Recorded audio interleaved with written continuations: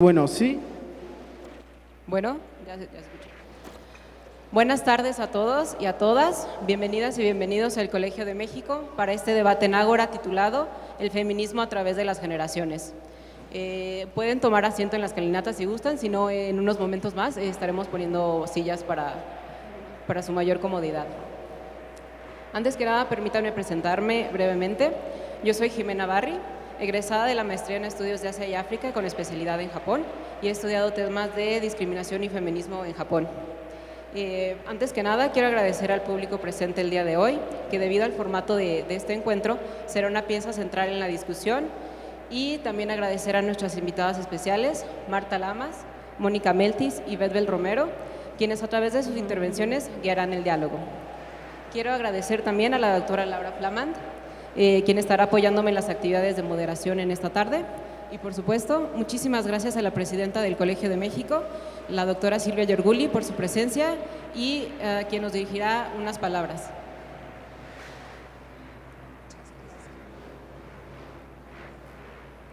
Bueno, pues muy brevemente, primero que nada, pues bienvenidos a esta, que es la primera actividad que organiza el colegio como parte del comité interuniversitario. No es la primera que se hace sobre el 68, ya ha habido algunos otros foros, inclusive ayer, pero esta es la primera que nace de esta iniciativa del comité interuniversitario con la UNAM, con el POLI, con la Universidad de Chapingo, con la Universidad Iberoamericana.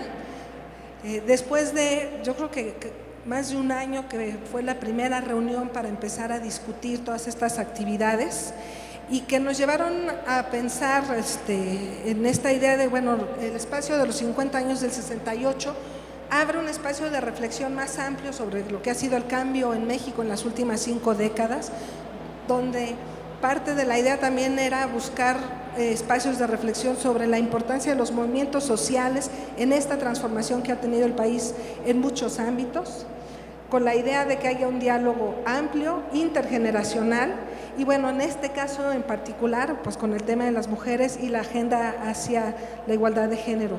Y yo quisiera empezar pues felicitando la iniciativa de que la primera actividad fuera justamente en torno a las mujeres. Cuando uno hace una revisión muy rápida de lo que hay sobre el 68 y en concreto la pregunta sobre dónde están las mujeres en el 68, la primera respuesta es que es bastante invisible. Están en los movimientos, están en las imágenes, pero hay poca visibilidad de la participación de las mujeres en el 68 y yo creo que parte de visibilizar esa participación desde entonces es lo que lleva a que el primer evento que se hace en el colegio como parte del comité interuniversitario sea sobre este tema. Y bueno, además como algo que también detona e impulsa una agenda en donde, bueno, pues tener a gente como Marta en este panel creo que es un lujo, que es todo el movimiento feminista en México, su importancia y la agenda de los últimos 50 años, en donde desafortunadamente lo que uno ve en la agenda de los 70s es una agenda que sigue vigente al día de hoy, ¿no? Que va en temas de, por supuesto, igualdad de género, maternidad voluntaria, violencia sexual, ejercicios de derechos sexuales y reproductivos, participación política de las mujeres, donde sin duda ha habido avances, pero todavía nos falta mucho por avanzar. Y bueno, pues agradezco mucho a las panelistas que nos hayan aceptado acompañarnos en este diálogo con este formato, que es un formato poco usual en el colegio, pero que justamente en su diseño estaba pensada la idea de fomentar un mayor diálogo. Y bueno, también decir que creo que tomar este tema es parte de refrendar la importancia del feminismo como parte de la agenda de investigación en la Academia Mexicana, en concreto en el Colegio de México.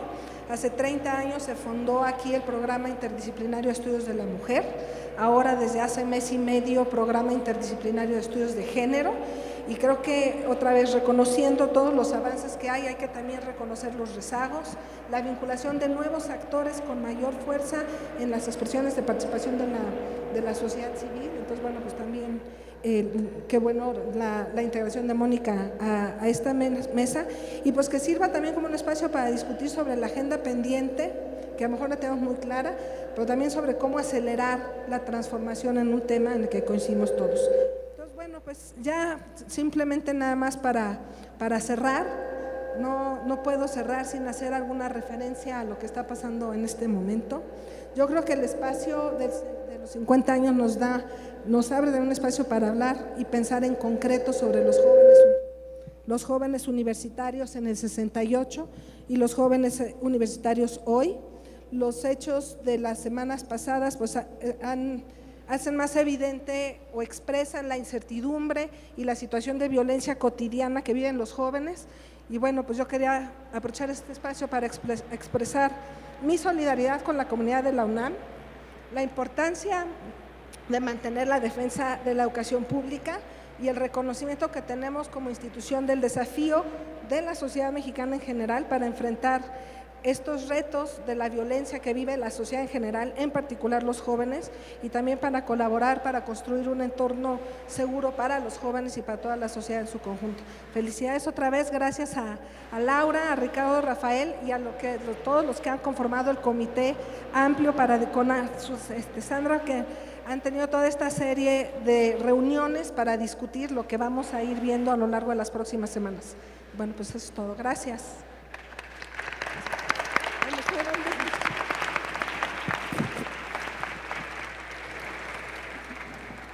Bueno, muchas gracias a la doctora por sus palabras y ahora dejaré que sea la doctora Laura Flamand quien nos explique un poco más sobre el formato de esta charla y a qué nos referimos por debate en Ágora. Nuevamente bienvenidas, bienvenidos al Colegio de México. Estamos con este formato haciendo una apuesta un poco osada. No es el espacio con mejor acústica del colegio, pero era el espacio que mejor representaba esta idea de dialogar sobre un tema que nos interesa a todas y todos en la comunidad universitaria. Son espacios donde pensamos que los hombres y las mujeres somos iguales. Y voy a dar un solo ejemplo para revelar que no es tal.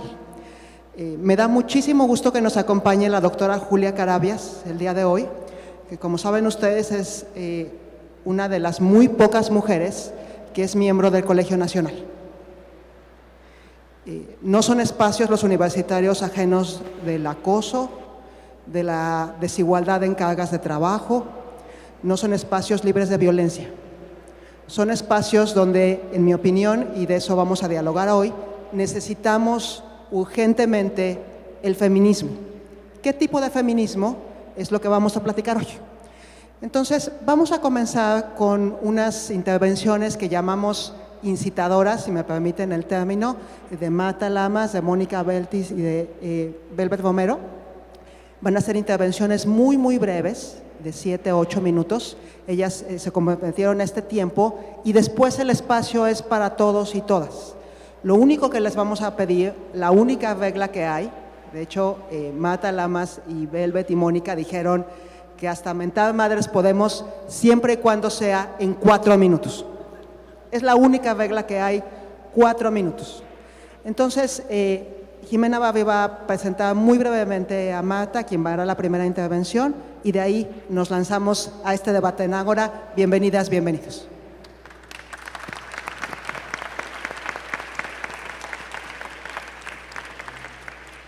Bueno, pues tengo el gusto de presentarles a Marta Lamas. Ella es investigadora del Centro de Investigaciones y Estudios de Género de la UNAM y es profesora del Departamento de Ciencia Política del ITAM. Ha participado y liderado el movimiento feminista desde 1971, fundó las revistas Debate Feminista, que dirigió durante 25 años, y FEM, así como del Grupo de Información en Reproducción Elegida, del Instituto de Liderazgo Simone de Beauvoir y del Fondo Semillas. Es columnista de Proceso y recibió el Premio Pen Club México y el Premio Nacional por la Igualdad y No Discriminación que otorga el CONAPRED. Le cedo la palabra. Muchas gracias, Jimena. Hola. Voy a poner mi cronómetro para no pasarme de los 8 minutos. Este es un diálogo intergeneracional, o sea, yo soy de la tercera edad, tengo 70 años, Mónica tiene 27 y Velvet me acabo de enterar que tiene 38. Entonces yo quería, como la mayoría de los que están aquí sentados también son de una generación muy joven, recordarles que esta segunda ola del feminismo que surge en México en 1970 va en 1976 en la Ciudad de México a unir a los 6 grupos o las 6 corrientes políticas del feminismo en torno a 3 demandas. Una es la demanda de maternidad voluntaria, que implica tener educación sexual desde el principio adecuada, tener acceso a anticonceptivos seguros y baratos, tener acceso al aborto libre como un servicio de salud y no hacer eso que durante un tiempo se hizo en nuestro país, que fue la esterilización sin consentimiento de las mujeres. Eso implicaba la maternidad voluntaria. La otra demanda era el respeto a lo que en ese momento se llamaba la opción sexual, que ahora hablamos de la diversidad sexual, pero era básicamente el que se aceptara que habían lesbianas y gays. Y el tercer punto fue el alto a la violencia sexual. Si se fijan, esos 3 puntos que nos unieron a las feministas a principios de los años 70, todos están en torno a la sexualidad. Y, digamos, en ese momento no hablábamos ni de igualdad sustantiva, ni de género, ni de acciones afirmativas, ni de paridad. El discurso era otro. En los 80 esto cambia, y en los 80 los feminismos se diversifican.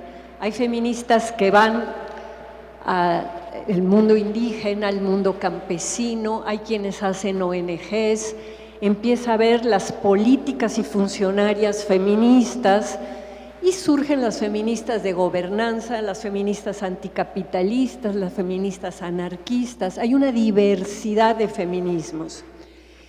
Están también las que optan por hacer intervenciones culturales, no desde grupos, sino desde la escritura, el arte, la pintura, el performance. Ya en los 90 empezamos a ver que en el propio feminismo empieza a haber confrontaciones entre las feministas. Hay feministas que discrepan de la postura de las otras feministas y esto va a ir ganando terreno y ganando fuerza a partir del año 2000. En el momento en que cambia, digamos, el gobierno político en México, acuérdense, Fox llega en el 2000, hay todo un tema de mujeres del PAN que se sienten feministas pero que no están por la despenalización del aborto o por una serie de cosas, y va a darse también este fenómeno del neoabolicionismo de un grupo importante de feministas que consideran que el comercio sexual es degradante y que hay que erradicarlo y que hay que abolirlo. Y entonces yo veo que hoy en día, así como la sexualidad nos unió a las feministas en los 70s y no teníamos muchas diferencias entre nosotras, ya hoy la sexualidad viene siendo una de las cosas que más nos divide a las feministas. El tema del comercio sexual, el tema de cómo abordar la violencia sexual, el tema del acoso, se han vuelto manzanas de la discordia entre los grupos feministas y entre las feministas en lo individual. Y creo que además de los 80 ahora, uno de los ejes muy importantes con los que se empezó a hacer todo un trabajo del feminismo, que fue el de la identidad, ha sido en este momento una de las dificultades o uno de los obstáculos para ir más allá de una política identitaria y pensar en una política más amplia, en donde uno de los puntos principales, por lo menos a mi parecer, que es el tema del trabajo, está como muy puesto de lado.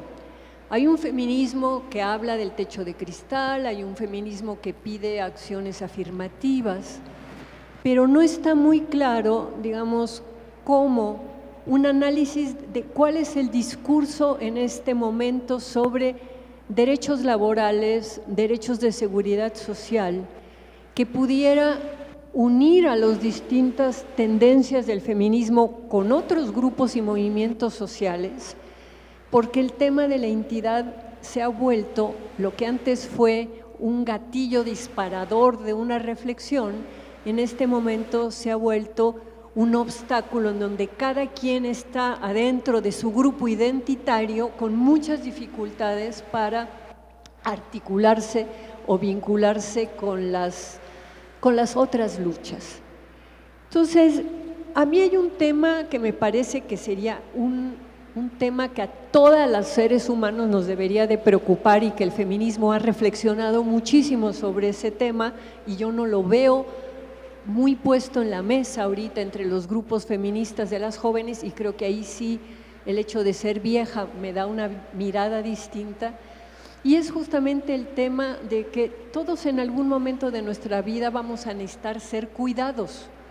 Cuando somos niños nos cuidan hasta que llegamos a la adolescencia, cuando nos enfermamos nos cuidan, y cuando envejecemos vamos a necesitar que nos cuiden. Y el tema de la previsión social, el tema de la seguridad social, de las pensiones, de lo que se va a necesitar, no está en este momento en la cabeza de jóvenes que lo que están pensando es ser creativos, terminar su carrera, irse al doctorado, hacer una serie de cosas, y no hay una vinculación en términos políticos. Esta ágora, este conversatorio que inicia hoy, tiene que ver con los 50 años del movimiento de 68. En el movimiento 68 yo tenía 20 años, estaba en la Escuela Nacional de Antropología e Historia, y una de las cosas maravillosas, porque la maravilla se acabó con la matanza del 2 de octubre, pero los 3 meses de antes fueron absolutamente maravillosos, fue esa sensación de estar hermanados o en sintonía en esas marchas que salían además de la Escuela de Antropología, del Museo en Reforma, y en donde estábamos todos, pobres, ricos, güeros, morenos, estudiantes, obreros, amas de casa, todos. Y era una sensación de que había algo que nos importaba y nos afectaba a todas las personas, y era cambiar ese sistema político y era instaurar un diálogo y una manera distinta de gobierno. El único momento en donde he vuelto a sentir algo similar fue en la marcha hace 2 años o 4 años por los jóvenes de Ayotzinapa, que fue una marcha que también convocó a una pluralidad, pero no tan plural. No veía yo a todas las clases sociales presentes en esa marcha, aunque sí habían estudiantes de universidades primarias. Entonces, mi duda y mi pregunta, ya se me apagó mi cronómetro, entonces no sé cuánto llevo. A ver, ahorita vuelvo a poner esto. 8 minutos. Llevo ya los 8 minutos, pues yo ya la dejaría en eso. Ya son mis 8 minutos. Gracias, Jimena. Muchísimas gracias, doctora.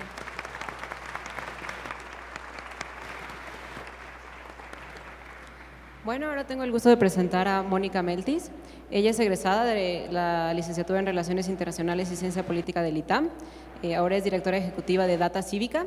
Ha participado en foros como el Encuentro de las Mujeres que Luchan y el conversatorio Miradas, Escuchas, Palabras, Prohibido Pensar, organizado por el Ejército Zapatista de Liberación Nacional. Y su trabajo para utilizar los datos como herramienta de inclusión social ha permitido darle nombre y rostro a más de 32,000 desaparecidos en el país. Tengo el gusto de darle la palabra.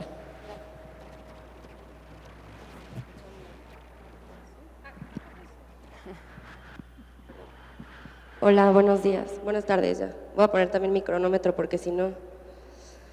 Bueno, pues muchas gracias por invitarme. La última vez que estuve aquí estaba haciendo mi examen en esta explanada, el cual para la licenciatura y no prosperó. Pero bueno, pues yo soy feminista, soy cofundadora de una organización en el ITAM feminista también que se llama La Cuarta Ola.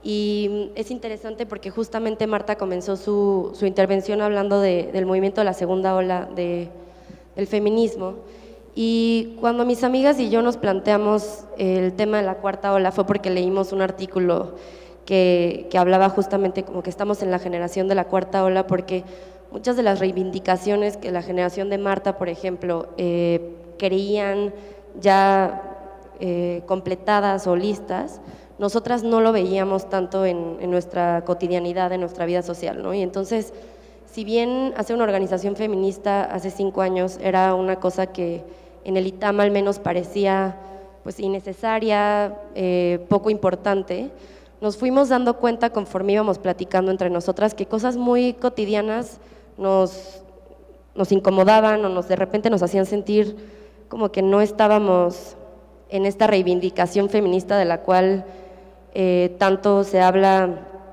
digamos, públicamente, ¿no? Porque pues ya en teoría, bueno, ya podemos votar, ya podemos al menos abortar en la Ciudad de México hasta las 12 semanas, este tipo de cosas que parecían terminadas, ¿no? Y bueno, lo que me pregunto ahora sobre qué ha cambiado, qué no ha cambiado desde el 68, desde el 70, que yo no había nacido, pero que sí he leído y he platicado. Creo que justo lo que dice Marta sobre una colectividad, ahora yo pienso mucho en que quizás hemos individualizado en el sistema en el que estamos actualmente, capitalista, neoliberal, que nos obliga a trabajar muchísimo, que nos deja poco tiempo de ocio, que nos deja poco tiempo de movilización y articulación y discusión, que de repente nos cuesta trabajo no individualizar al patriarcado, no individualizar a las injusticias sociales de las cuales queremos luchar, ¿no? Voy a poner un ejemplo. En el tema de acoso, por ejemplo, yo veo que de repente nos cuesta mucho trabajo entender que es algo que está metido en un sistema y que responde a ciertas estructuras, ¿no? Y que sin duda tenemos que seguir denunciando y hablando sobre quiénes son las personas que están perpetuando. Creo que nos hace falta también tener una discusión sobre cuáles son los esquemas y cuáles son las estructuras en las cuales se permiten este tipo de actitudes o son normalizadas este tipo de violencias, ¿no? Ahora que también hablaban sobre los movimientos estudiantiles que esta semana se han reavivado, digamos, creo que incluso sigue habiendo una separación muy clara entre escuelas privadas, entre escuelas públicas, entre discusiones que quizás, que sin duda son colectivas y que nos competen a todas y a todos, pero que de repente nos cuesta mucho trabajo superar el tema de clases o nos cuesta mucho trabajo superar este tipo de obstáculos, sobre los que, por ejemplo, el 24 de abril de hace un par de años hubo una movilización muy importante, no solamente en la Ciudad de México, también en diferentes partes de la República, incluso en América Latina, la Primavera Violeta, ¿no? Y yo decía, bueno, ¿qué fue lo que nos logró unir en las calles a tantas mujeres y a tantas, también había muchos hombres, discutiendo, teniendo conversaciones sobre la violencia sexual en las calles, ¿no? La verdad es que después de meses de articulación, en los cuales yo estuve muy involucrada, acabó la protesta el 24 de abril, todas regresamos a nuestras casas, nunca más nos volvimos a hablar, hubo muchísima violencia entre mujeres que estábamos en la organización, violencia que venía desde lugares de discriminación racial, desde una lucha de clases que creo que no hemos logrado superar, y lo que yo pensaba es que quizás nos hace falta teorizar un poco sobre cuáles son las causas políticas que nos competen y que nos pueden lograr unir más allá de este tipo de obstáculos, ¿no? Que es algo que quizás en el 68 sí había, ¿no? Creo que movimientos como el 68 lograron pues democratizar un poco o poner una base y un cimiento entre no solamente las estudiantes y los estudiantes, sino también la sociedad mexicana en general. Y digo, no solamente en México, fue una cosa que pasó en diferentes partes del mundo, pero que creo que permitió socializar cuáles eran las causas políticas que nos motivaban y que nos movilizaban, ¿no? Y por ejemplo, ahora pienso en la despenalización del aborto en la Ciudad de México, que sin duda es una lucha que la generación de Marta y Marta específicamente ha llevado y que creo que ha sido una lucha que ha sido más legal que social. O sea, en la Ciudad de México sí, de hecho existe la despenalización del aborto y tú puedes abortar hasta las 12 semanas, pero en realidad no creo que se haya dado una despenalización social, ¿no? Y en ese sentido, las barreras, si bien desde lo legal han sido derribadas de alguna forma, creo que desde el lado social hay muchísimas cosas que hacer todavía. Y lo que pienso es que para despenalizar justamente esta parte social, tenemos que dejar de sectorizar las demandas, o sea, tenemos que dejar de sectorizar las luchas, ¿no? Justo también ahorita lo que platicaba Marta sobre las identidades. Si sí hemos creado como pequeños grupos de identidades, identitarios, que está muy bien, pero creo que entre ellas no nos estamos logrando comunicar, no estamos encontrando espacios de comunicación, de articulación, de discusión, en donde, digamos, espacios de encuentro, ¿no? Y pues bueno, no sé cuánto tiempo me quede, pero… 2 minutos. Ok. Tengo 38 segundos, pero bueno, puedo seguir platicando.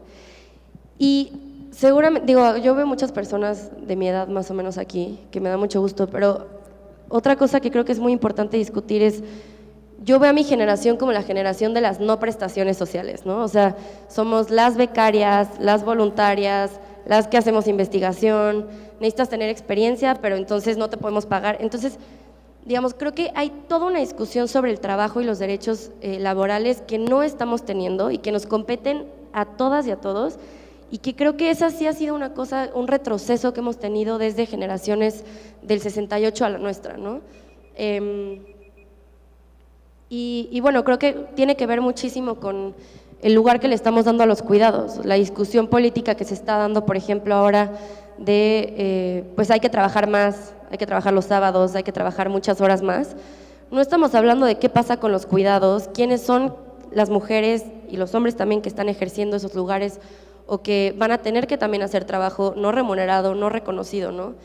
Creo que nos hace falta tener una discusión enorme sobre derechos laborales y seguridad social, porque si queremos hablar de maternidades voluntarias, por ejemplo, no solamente se trata de hablar de la despenalización del aborto, se trata de hablar de cuáles son las condiciones sociales que nos permiten realmente tener maternidades voluntarias, ¿no? Y esas son condiciones que, digamos, la lactancia que no sea un lujo, ¿no? Que pueda tener prestaciones sociales, que tu vida profesional no esté supeditada a tus proyectos de vida ni viceversa. Entonces, pues bueno, creo que yo dejaría que la intervención y bienvenidas las reflexiones y las preguntas.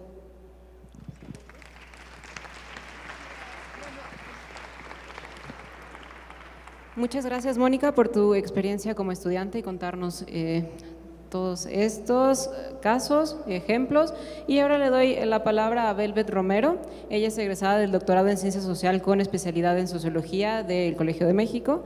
Es ganadora del Premio de la Academia Mexicana de las Ciencias a las mejores tesis de doctorado en Ciencias Sociales y Humanidades 2017 con la tesis Sexualidades recluidas, deseos clandestinos, género, sexualidad, violencia y agencia en situación de reclusión. Les cedo la palabra. No sé si se oiga por aquí, ¿no? ¿Se oye por aquí o no? Por aquí.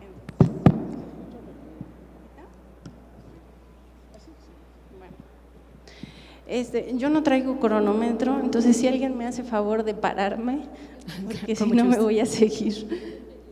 Sí, gracias. Bueno, yo me voy a ir un poquito en otro sentido.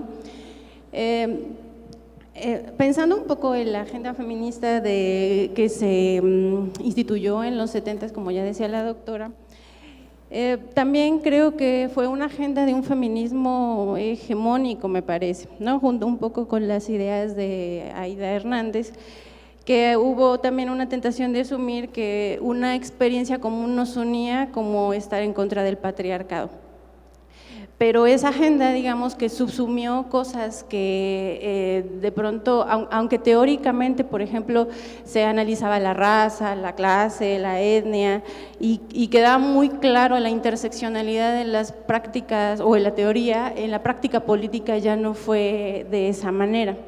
Y entonces, pues a mí me parece, y junto con otras autoras, me parece que las necesidades del movimiento feminista en aquel entonces subsumieron a otras voces que han quedado supeditadas o han quedado, no consideradas desde nunca y todavía tampoco es así, ¿no?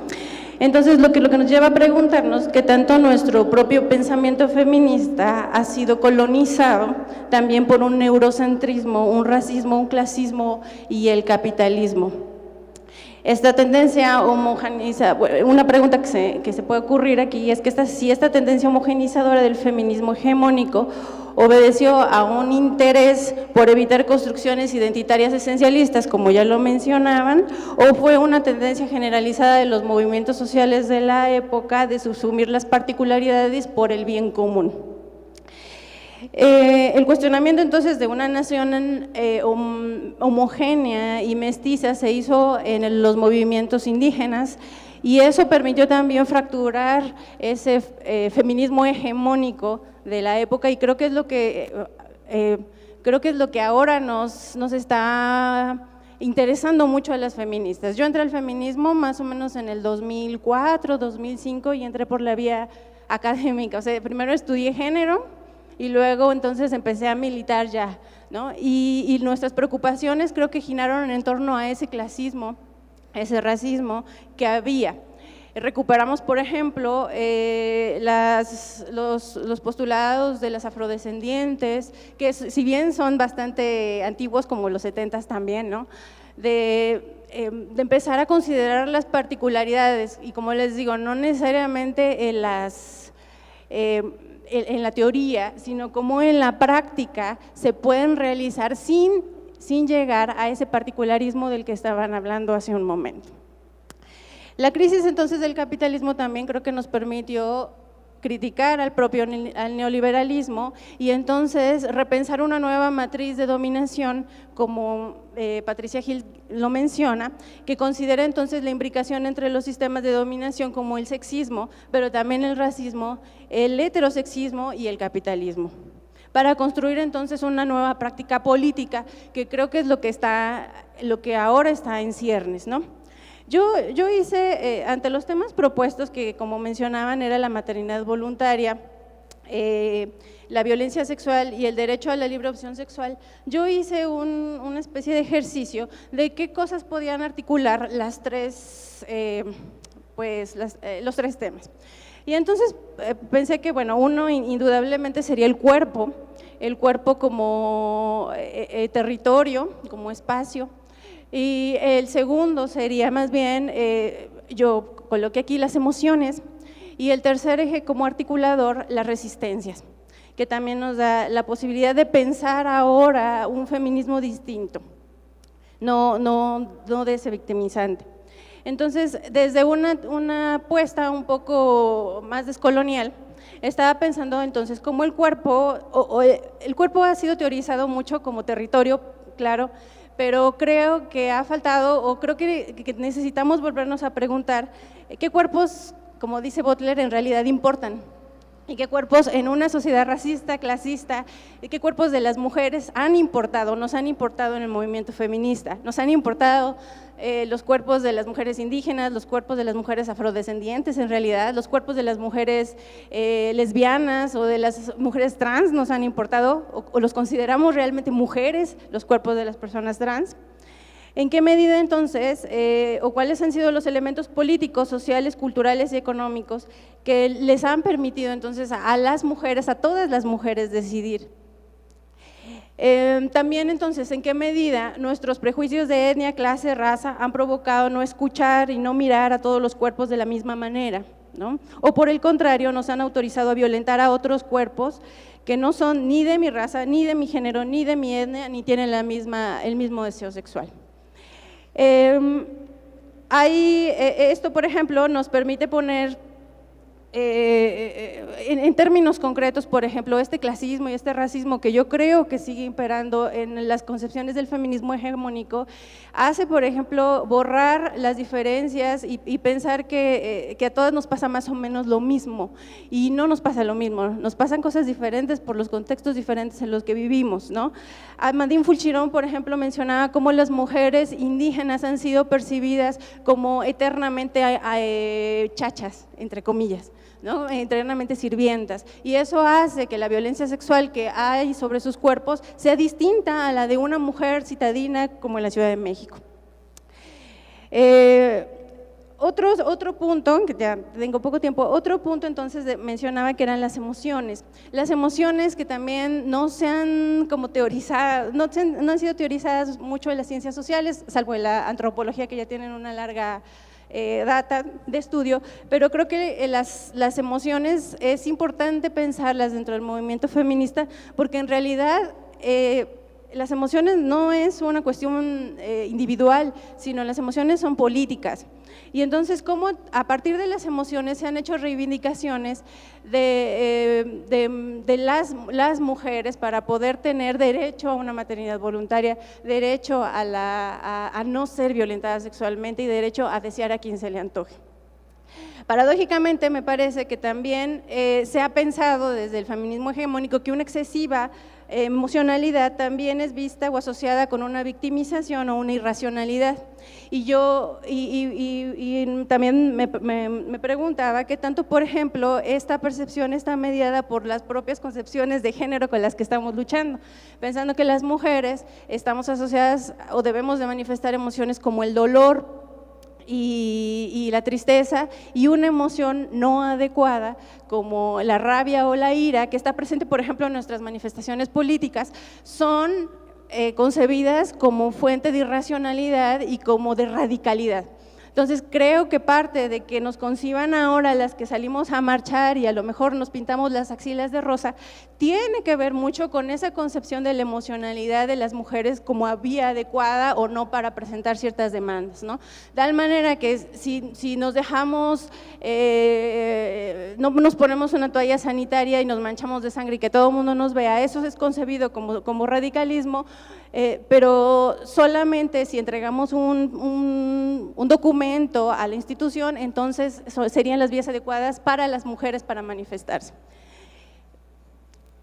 Y ya nada más para cerrar, la cuestión también de las resistencias, mencionaba que las resistencias, que es también como me parece un eje articulador, que tendríamos que pensarlas no como opuestas a las relaciones de dominación, sino como fracturas que se hacen a un orden determinado en contextos determinados.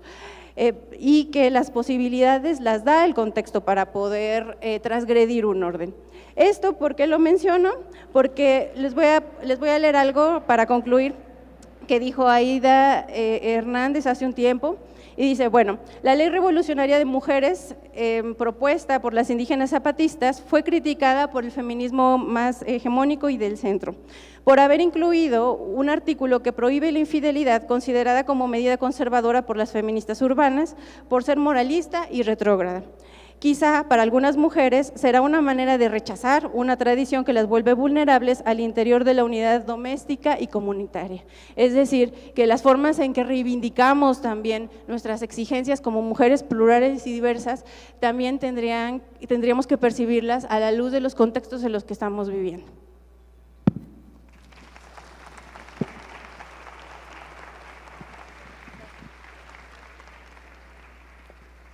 Muchas gracias a Velvet por su idea, por presentarnos esta idea del cuerpo, las emociones y las resistencias como ejes articuladores. Ahora me gustaría cederle la palabra al público asistente para que con sus comentarios y opiniones nos ayuden a construir este diálogo. Solo les recuerdo que la única regla es que tienen 4 minutos. En estos contadores van a poder ver el tiempo que les queda, 30 minutos, se ponen color naranja para que lo tomen en cuenta, por favor. Les cedo la palabra. Les pediría que dijeran su nombre y su comentario, si te ser posible. Soy Silvia Orendain, buenas tardes. Soy socióloga de la UNAM y psicoterapeuta sistémica, intentando con todo mi ser tener enfoque de género que de repente puede ser un poco complicado. Soy feminista pragmática, no académica, y justamente sobre esto quiero comentar. Las mujeres nos enfrentamos a una serie de situaciones contextualizadas en cuanto a depresión, ¿no? Somos muy afines a encontrarnos con la depresión en nuestra vida, con la ansiedad, ¿no? A las jóvenes les toca ahora la autoexigencia al máximo, y eso implica que no te tomes en serio tú misma, que no te cuides, que estés al pendiente de lo que está a tu alrededor para ver en dónde estás parada, a ver si realmente eres lo suficientemente mujer o eres lo suficientemente buena para estar en donde estás. Yo creo que a veces queremos abarcar muchísimo y no pensamos en nosotras mismas como mujeres, como personas, como seres humanos, y entonces estamos un poco hasta desvirtuándonos, ¿no? Tienen mucha razón en cuanto a la cuestión de los problemas laborales ahora. Ese es un gran tema, porque la mujer debe de expresar cuáles son sus propias necesidades, ¿no? La cuestión del cuidado tiene como 1000 años de que es evidente que las mujeres, que somos las que cuidamos, que somos las que no tenemos ningún tipo de protección, que somos las que nos aferramos a que los demás nos necesiten,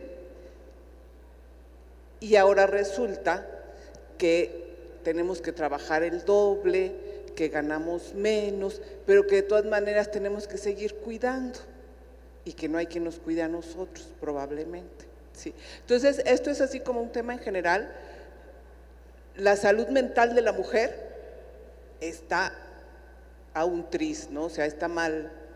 Tenemos mucha tendencia a situaciones que nos llevan entonces a manejar la educación de los hijos de una manera complicada, ¿no? Que nos llevan a tener relaciones complicadas, relaciones interpersonales, y a estar en el trabajo de una manera complicada. Es mucha la sobreexigencia que por ser mujeres nosotras mismas nos estamos arrastrando. Sí, gracias. Muchas gracias.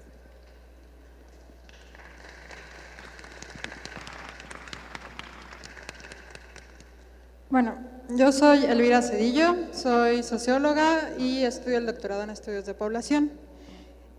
Hace un par de años tomé una clase que era economía feminista y ellos ponían de foco una noción que es reproducción social de la vida.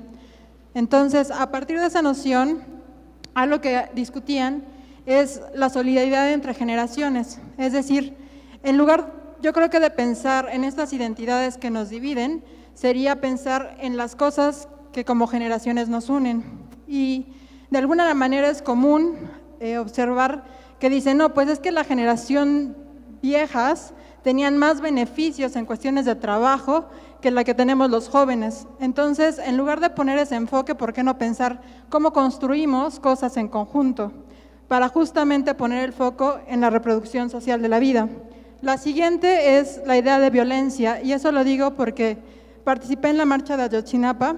Entonces algo que veíamos, o al menos yo sentía, era que íbamos marchando y entonces había cañonazos desde Palacio Nacional que nos daban miedo, y aunque íbamos todos juntos, había grupos que se iban cuidando. Entonces esa es la misma sensación cuando hablamos de feminismos.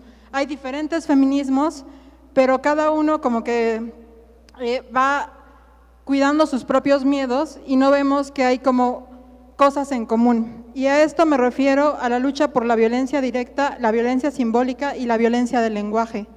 A veces, y eso creo, cuando incluimos o nos incluimos como feministas, observamos a las mujeres por lo regular, pero no observamos que también hay hombres, y más que hombres está la diversidad.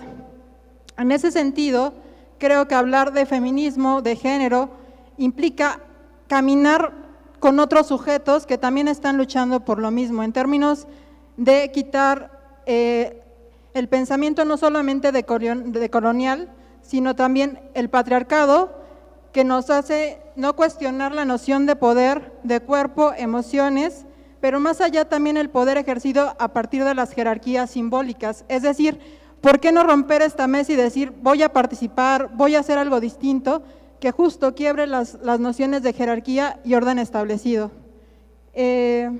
Pues esa es básicamente la idea. Entonces, bueno, yo critico un poco la idea de que haya una crítica de, si bien hay que criticar la idea de feminismo hegemónico, más bien es pensar cómo podemos deconstruir esos diferentes tipos de feminismo para construir algo diferente. Gracias.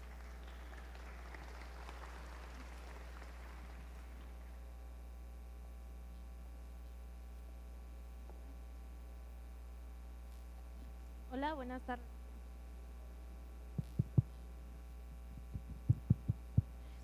Hola, buenas tardes. Mi nombre es Jacqueline Domínguez, soy estudiante de la carrera de la licenciatura de Ciencia Política y Administración Urbana de la UACM.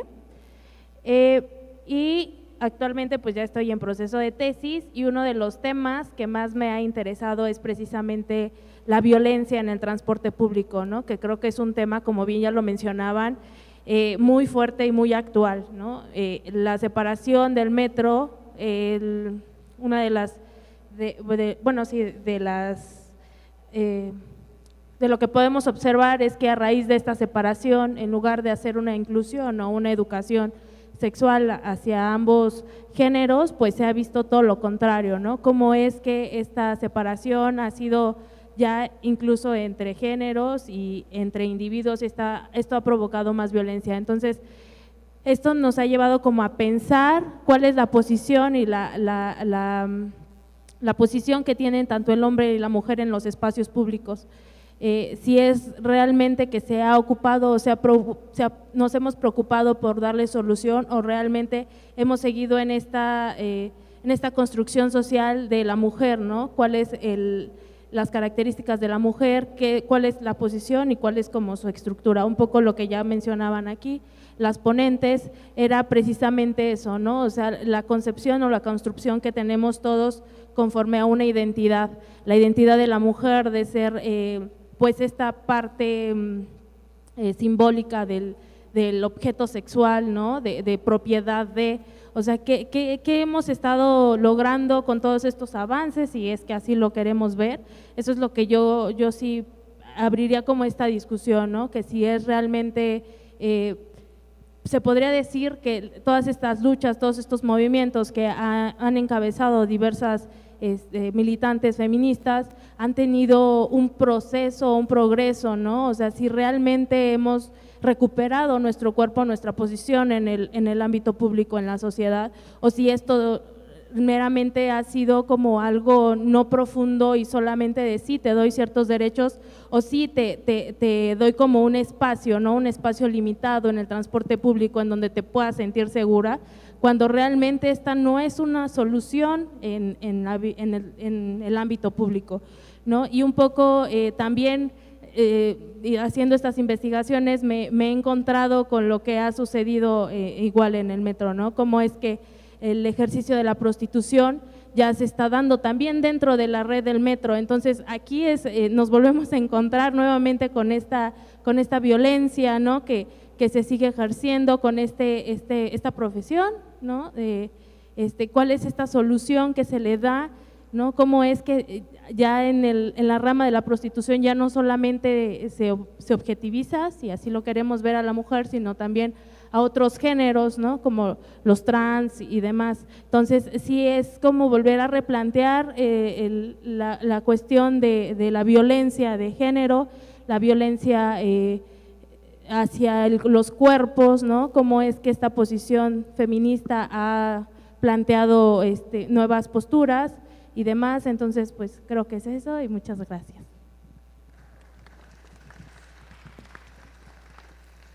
Muchas gracias. No sé si alguna de nuestras incitadoras tuviera algún comentario o alguien más del público.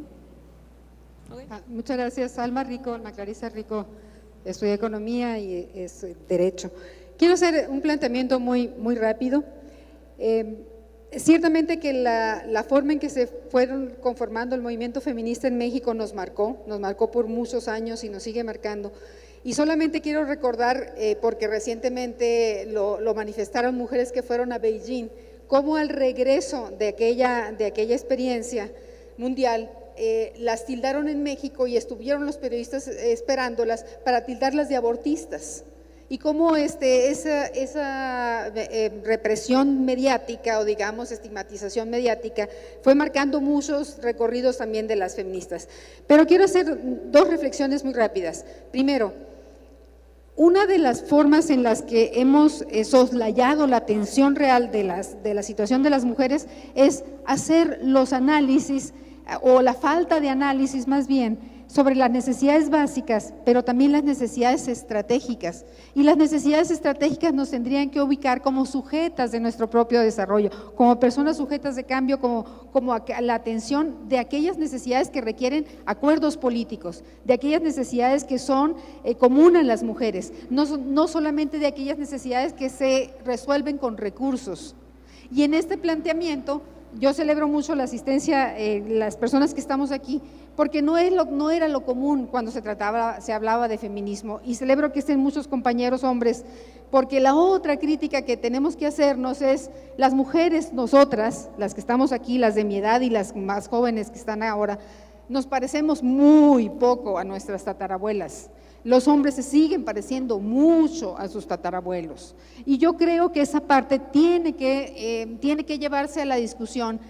No como decía un compañero, estamos esperando que las mujeres hagan nuestra revolución, sino también con un sentido profundo de desligar las masculinidades de la violencia y también reconocer que tenemos que desligar las feminidades de la sumisión. Esas reflexiones a mí me han llevado en la práctica siempre a tratar de dilucidar qué es lo mejor desde las políticas públicas. ¿Atendemos lo básico, lo inmediato, lo necesario, o nos enfocamos a la cuestión de las necesidades estratégicas que cambian, que son aquellas que nos deben de llevar a cambios profundos, permanentes, indiscutibles, que ya no vuelven a la palestra una y otra vez, como ha sido, por ejemplo, pues muchos de los temas que estamos ahora discutiendo. No me quiero extender en ello, quería solamente compartir estas reflexiones con ustedes. Muchas gracias.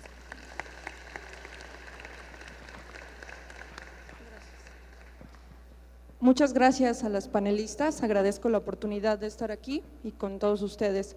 Yo soy Estefanía Rodríguez, soy egresada de la ENA también fui a la Facultad de Música en la UNAM y actualmente estoy en la maestría en Huancuajimalpa. Bueno, estoy preocupada, claro, por el tema del feminismo. También yo soy feminista, también ejerzo cuando puedo y siempre. Y también algo que me pareció verdaderamente importante fue el tema de los derechos laborales y las políticas y temas de seguridad social, pero sobre todo con el tema de derechos laborales. Por ejemplo, en mi caso, que me dedico a la consultoría, específicamente a la consultoría semiótica, creo que un buen elemento y que me ha funcionado mucho es utilizar ese tipo de medios en comunicación para llevar un tipo de mensaje, digamos, feminista y de esa forma ir ampliando y abriendo los canales de comunicación, los mensajes. Por ejemplo, hablando de derechos laborales y las apps que ahorita están surgiendo, existe una, yo creo que la conocen, se llama Aliada. Es una app en donde tú puedes contratar a una mujer o a un hombre para que puedan hacer el aseo de tu casa.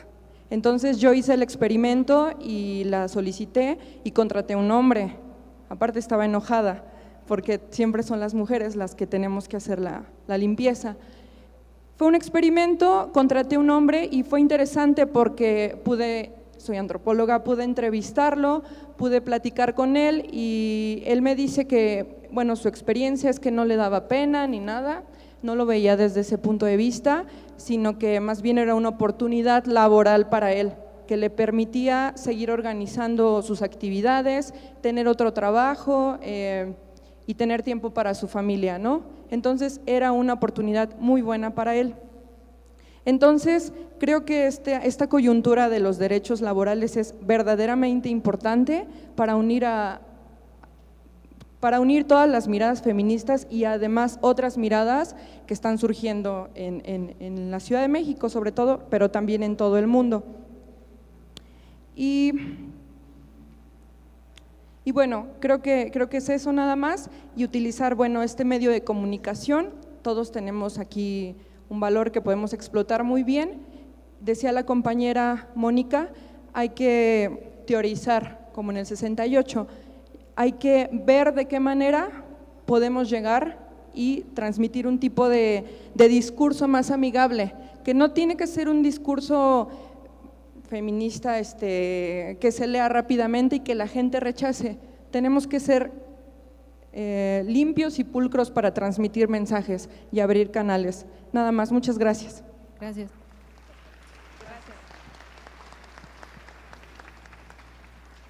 ¿Alguien más? Acá. Aquí, por favor.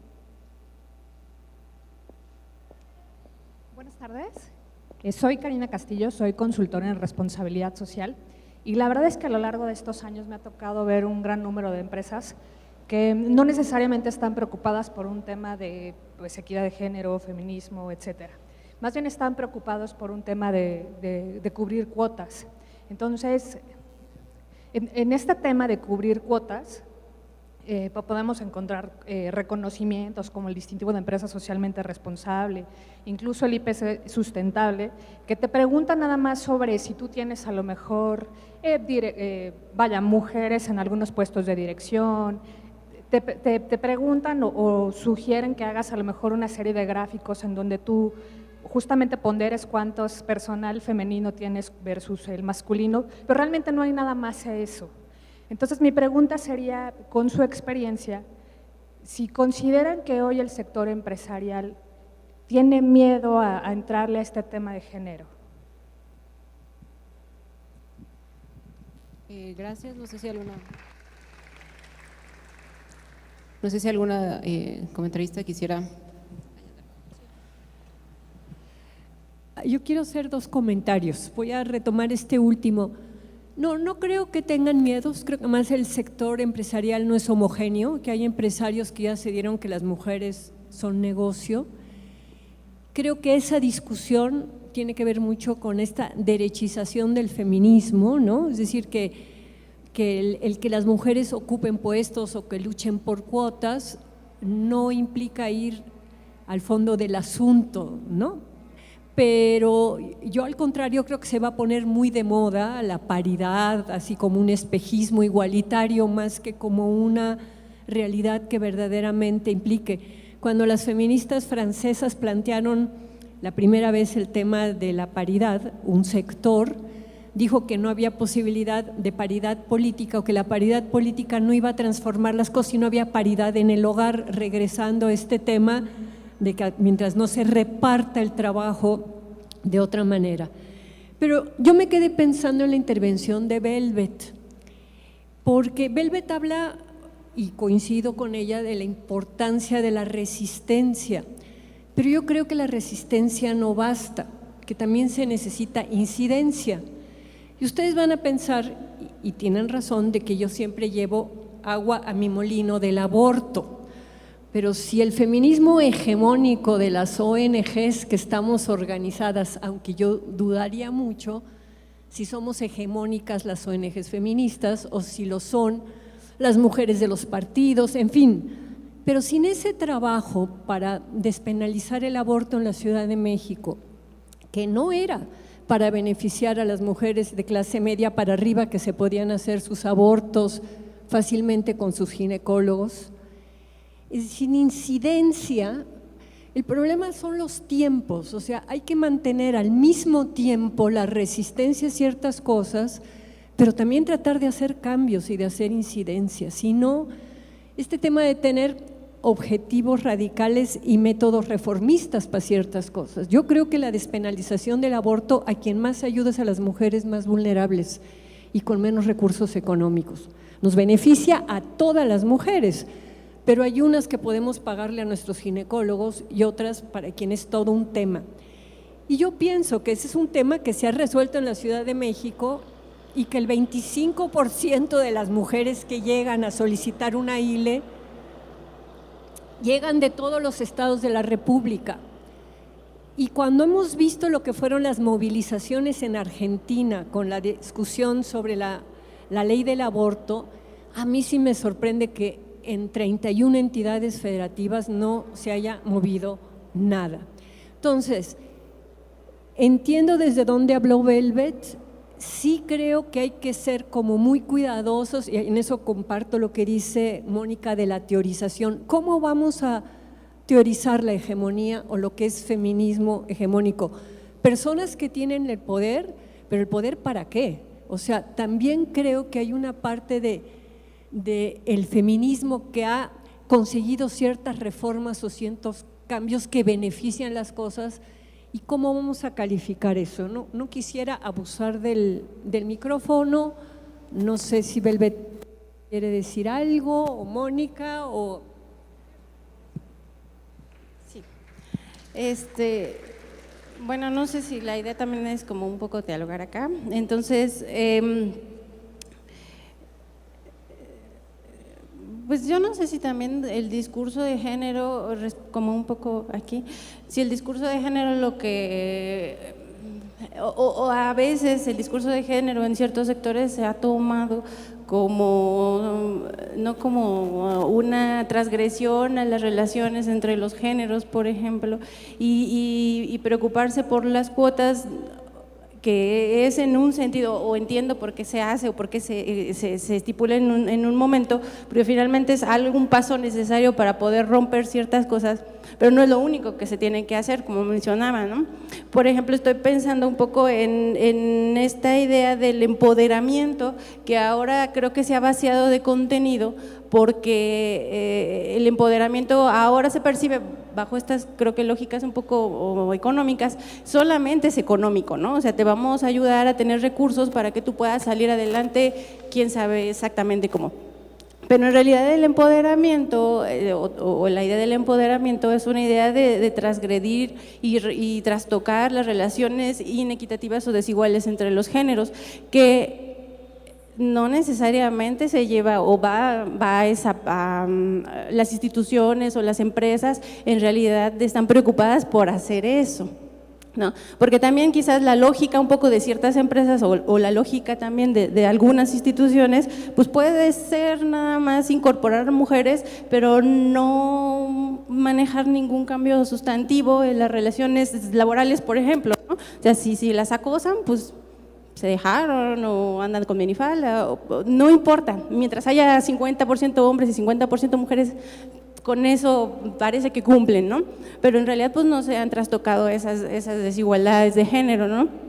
La compañera, yo quisiera un poco comentar aquí lo que la compañera mencionaba sobre el separatismo y un poco unido a un comentario que hicieron para acá de las necesidades estratégicas y las necesidades básicas, que son como un poco el eje de las políticas públicas. Y en las necesidades básicas, por supuesto, es lo que tú decías, ¿no? O sea, separar en los vagones del metro o en la… taxis rosas o cosas similares, ¿no? La cosa es que, por ejemplo, ahora en el movimiento, en la militancia, por ejemplo, y las discusiones que hemos tenido siendo militantes, ese es un tema muy recurrente, ¿no? El separatismo. Y creo que aquí hay dos cosas, ¿no? Una cosa que se menciona es que a veces no es lo idóneo, como tú dices, pero a veces es una cuestión de seguridad y de seguridad inmediata. O sea, por supuesto, tú saliendo del metro te pueden manosear y decir e insultar, por supuesto, eso no trastoca lo que decía de las relaciones entre los géneros ni las desigualdades, por supuesto, queda claro. Pero ante la grave violencia que vivimos las mujeres, a veces, o sea, resulta una cuestión de plena seguridad hacer que por lo menos en un espacio de tu casa a cierto lugar estés más o menos segura. Eso no transforma, es cierto, pero las necesidades básicas están pensadas para mientras. O sea, en lo que se trastocan y vemos qué hacemos con las desigualdades, tenemos esta medida. Y ya después se supone, teóricamente se supone que la medida debe desaparecer porque las relaciones entre los géneros se volvieron equitativas, cosa que por supuesto quién sabe si pasa, todavía por lo menos, ¿no? Y bueno, yo creo que al rato lo del feminismo hegemónico. Vamos a aplaudir cada vez que… Yo quiero nada más citar pues sí, tengo que hablar de cifras un poco. Sobre lo que tú platicabas, en la ENVIPE, que es la encuesta de victimización, el 76% de las mujeres, o sea, de las personas acosadas en el transporte público, específicamente en el metro, son mujeres. De esas, en promedio, 0 denuncian, 0. Versus un porcentaje chiquito de hombres que viven acoso, más del 50% denuncian. Creo que esto es interesante para pensar justo en cómo estas violencias son mucho más simbólicas que físicas, aunque sin duda son físicas, ¿no? Porque pues estás, digamos, ahí está el cuerpo, estamos acuerpándonos en el metro todos apretados, pues sí, la neta yo no me meto al vagón de los que no es exclusivo de mujeres. Pero creo que ahí hay algo más que tenemos que hablar, más de medidas compensatorias o medidas de seguridad como estratégicas. Hay una conversación que no estamos teniendo sobre qué significa ser violentada, qué tipo de violencias normalizamos, qué tipo de violencias no. ¿Por qué los hombres no normalizan el acoso callejero y las mujeres sí, ¿no? Entonces creo que justo parte de la discusión que creo que nos falta tener es, si bien hay que tener medidas de incidencia, como dice Marta, y de medidas legales, creo que hay que tener en paralelo digamos, la posibilidad de construir espacios en donde podamos despenalizar socialmente, ¿no? Desnormalizar estas estructuras que nos hacen pues, pasar por alto un acoso, o digamos, también entiendo que el sistema, pues sí, ¿quién va a tomar el tiempo para ir a denunciar, etcétera? Bueno, pues los hombres sí, las mujeres no. Entonces creo que este tipo de información, o sea, como de datos es interesante para pensar en cómo empezamos a desnormalizar, desarticular este tipo de violencias que están muy, o sea, que nos atraviesan por completo el cuerpo, ¿no? Bueno, y sobre esto que decían de la incidencia y las políticas, digamos, estrategias y desde el feminismo, creo que, quizás voy a decir algo muy mal, pero para mí últimamente el feminismo se ha convertido más en una acción, o sea, en algo, puedes tener acciones feministas o acciones no feministas, ¿no? Creo que el feminismo como ideología, digamos, de entrada los feminismos, ¿no? Que son muchísimos, de repente han generado como una, quizás desarticulación desde la propia ideología que no permite pues sentarnos a dialogar con otras personas, con los hombres de entrada, ¿no? Quizás a veces los hombres cuando escuchan feminismo dicen, chale, yo no voy a entrar en esa discusión porque qué flojera. Y entiendo de dónde viene, ¿no? Pero creo que en ese sentido a mí me ha funcionado mucho pensar en el feminismo como acciones feministas, que es desde un lugar mucho más pragmático y problemático también, pero creo que de repente eso nos permite pensar un poco más en incidencia, pensar un poco más en acciones específicas, reformistas quizás, que pues poco a poco nos permitan ir avanzando, pues sí. Y bueno, lo último que quiero decir es sobre las cuotas. A ver, quizás también esto va a ser problemático, pero yo sí creo que las cuotas están bien en sí mismas. O sea, yo sí creo que son una medida compensatoria positiva en el sentido como de compensar históricamente faltas de acceso a educación, a derechos laborales, etcétera, de las mujeres, ¿no? Y de otros sectores también. Creo que el tema de empoderamiento de las mujeres nos ha hecho muchísimo daño porque es una cosa muy superficial, ¿no? O sea, no nos permite hablar sobre cuáles son las cosas que tenemos que de fondo cambiar. Y justo creo, igual que Marta, que se va a venir va a empezar a ser súper popular, así como ya vemos en H&M y las blusas de feminista y no sé qué, creo que lo mismo va a empezar a pasar en las empresas. Y lo vimos ahora en el Congreso, ¿no? O sea, cuántas mujeres, por primera vez, muchísimas mujeres en el Congreso y casi que paridad, pero ¿quiénes están coordinando? Ni una sola mujer, ¿no? Entonces creo que la discusión no va tanto en las medidas superficiales, sino que, y justo estas medidas de repente nos quitan oportunidad de hablar sobre lo que hay detrás, ¿no? Bueno, y bueno, ya, podemos sí. pasar a… Muchas gracias. ¿Alguien más de público? Okay. Hola, ¿qué tal? Mi nombre es Rosario, soy estudiante del doctorado en Historia de la Universidad Nacional de La Plata de Argentina y tengo una pregunta que es algo que un poco también me carcome en mi propia investigación, que es cuál es el vínculo entre la historia de los feminismos y el futuro de los feminismos, también pensando desde el punto de vista de la militancia, en ámbito en el que quizás es más claro este vínculo, con la noción de progreso, esta noción de avance, de desarrollo, de acumulado, que es una noción capitalista, eurocentrista, que en algún punto me hace ruido que nos cierre ese vínculo, pero que nos vemos en esa, digamos, en llevar esa cuenta, ¿no? ¿En qué medida estamos mejor, en qué medida estamos peor? ¿a quiénes queremos ser iguales? También es otra pregunta que me surge. Y quizás desde la militancia es como una especie de mandato que tenemos, porque necesitamos pensar en un escenario, en un futuro mejor, en un horizonte mejor para seguir militando, pero al mismo tiempo también no preguntar, o sea, no sé si no preguntarse, pero incluso preguntarse en un futuro mejor, bueno, ¿qué implica, o sea, hacia dónde tenemos que avanzar, qué modelo estamos emulando? Como un poco esa sería la pregunta. Gracias. A ver, yo no pienso en el futuro, pienso en la emancipación de las formas actuales, que son formas jodidas, explotadoras, discriminadoras, represivas. El futuro es un misterio y creo que la noción de progreso está muy analizada con un discurso capitalista, optimista, etcétera. Yo creo que, y en ese sentido comparto lo que decía Velvet, o sea, el término empoderamiento es un término que no ayuda a pensar cosas, pero el término emancipación sí. ¿De qué nos queremos emancipar? ¿Qué mundo queremos construir y qué tipo de relaciones queremos construir? ¿Alguien más de nuestros panelistas? Allá, por favor.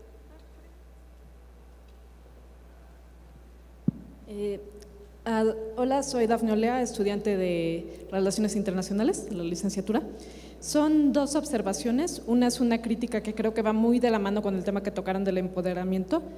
Algo a mí que me llama mucho la atención, digo, no es nuevo con el feminismo, se hace con todo tipo de movimientos sociales, es precisamente cómo se usa para fines comerciales. Por ejemplo, vemos, o sea, cómo ahora se venden ciertos productos y se empieza a decir para las mujeres fuertes, ¿no? O Canesten B para las niñas bien o cosas así, y en realidad es una cuestión simplemente estética, en realidad es la misma campaña que se está propagando, pero ahora si yo te digo que tú eres fuerte, entonces tú lo vas a comprar y tú te lo vas a creer, pero no se toca de fondo esos problemas.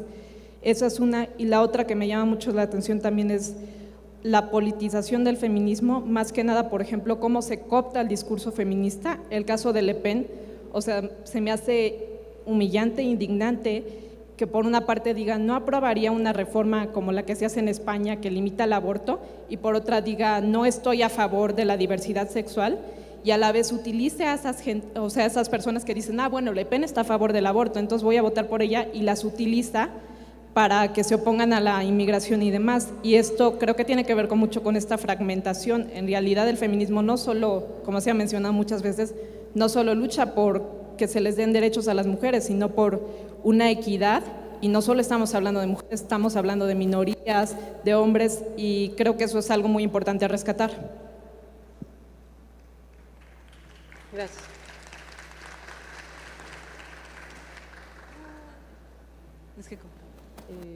Buenas tardes, mi nombre es Yolanda Ledesma, soy egresada, bueno, tengo la maestría en docencia para la enseñanza media superior en el área de español y participo en dos colectivas, en el grupo de personas mayores, Canas Dignas, y en las constituyentes feministas de la Ciudad de México.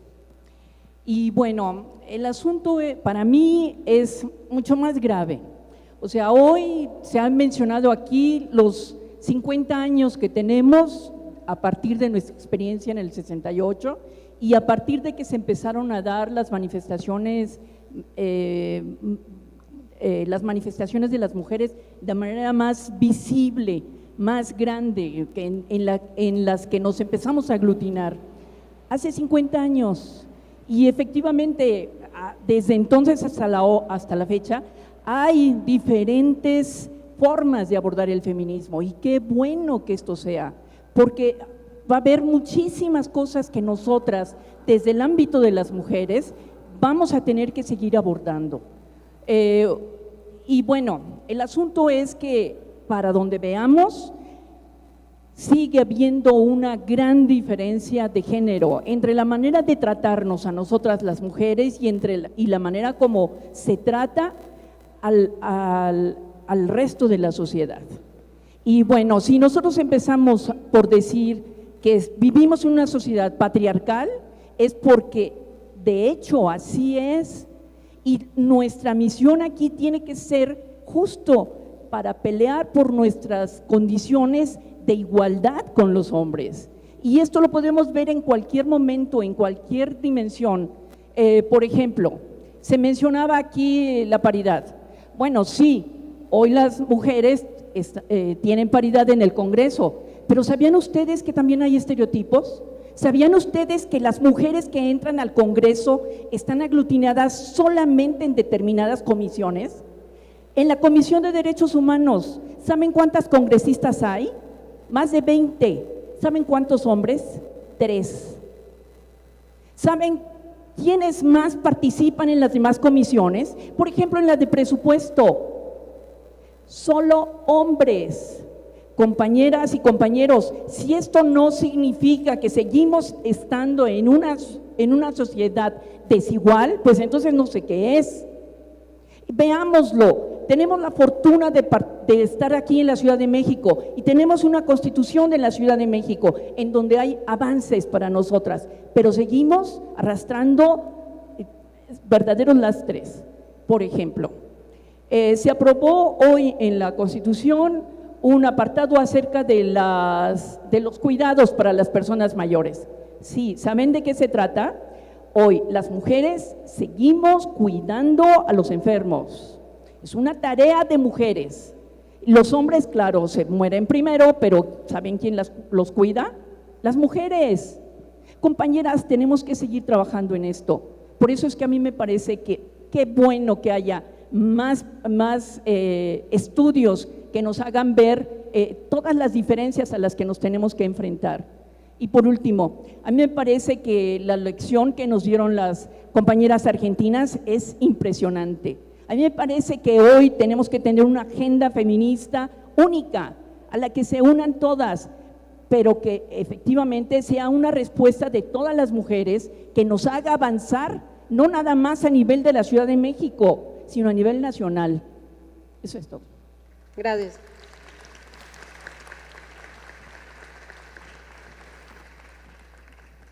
Hola a todos, muy buenas tardes. Soy Roberto González.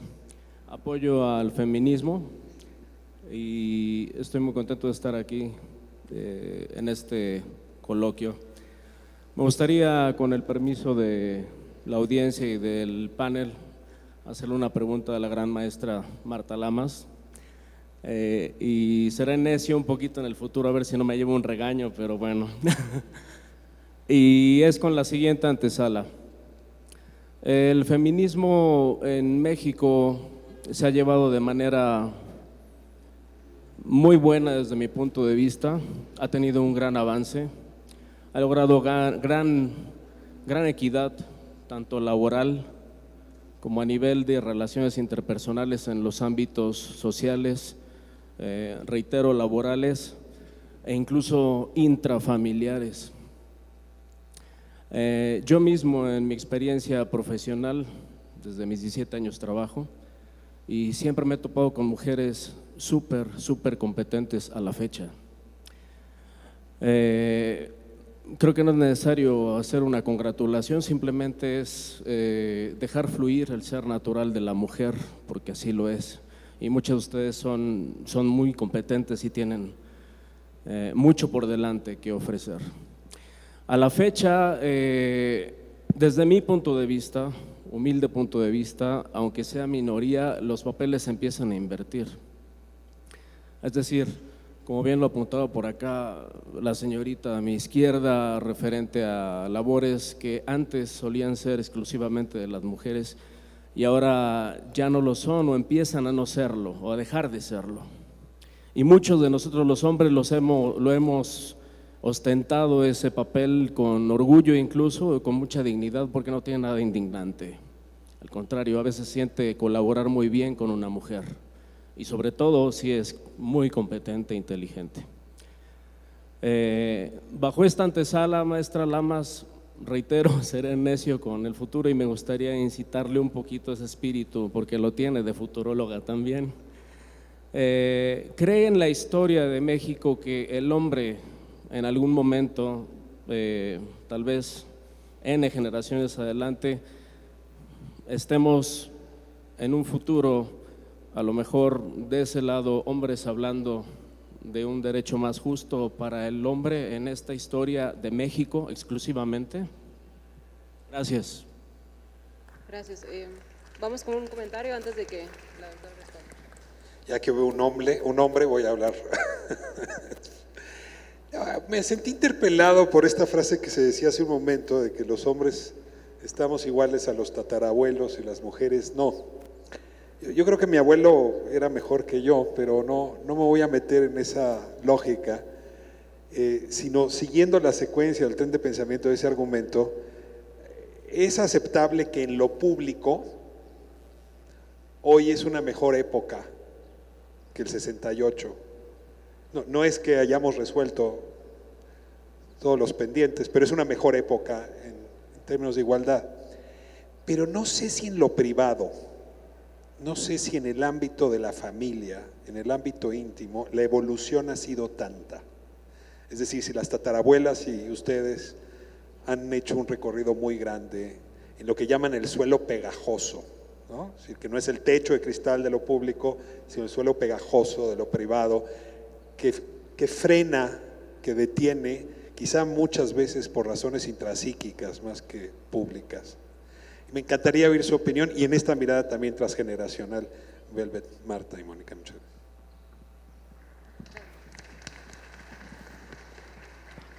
Bueno, yo también quiero aprovechar para hacer una pregunta y voy a hablar como demógrafa, porque así como se habla de la experiencia reciente en Argentina, hace aproximadamente medio año tuvimos una reunión en América Latina, en Chile con varias OSCs sobre temas de derechos sexuales y reproductivos, y una de las preocupaciones de las feministas de tiempo era la reversibilidad sobre lo ganado, ¿no? Que con este surgimiento de varios movimientos, de varios gobiernos de derecha en temas de educación sexual, o sea, cuestiones básicas, decía, ya no solo se trata de avanzar la agenda, sino de defender lo que se ha ganado frente a la posibilidad de reversibilidad. Entonces, pues yo quiero aprovechar la presencia de Marta para ver en la perspectiva histórica cómo se ve.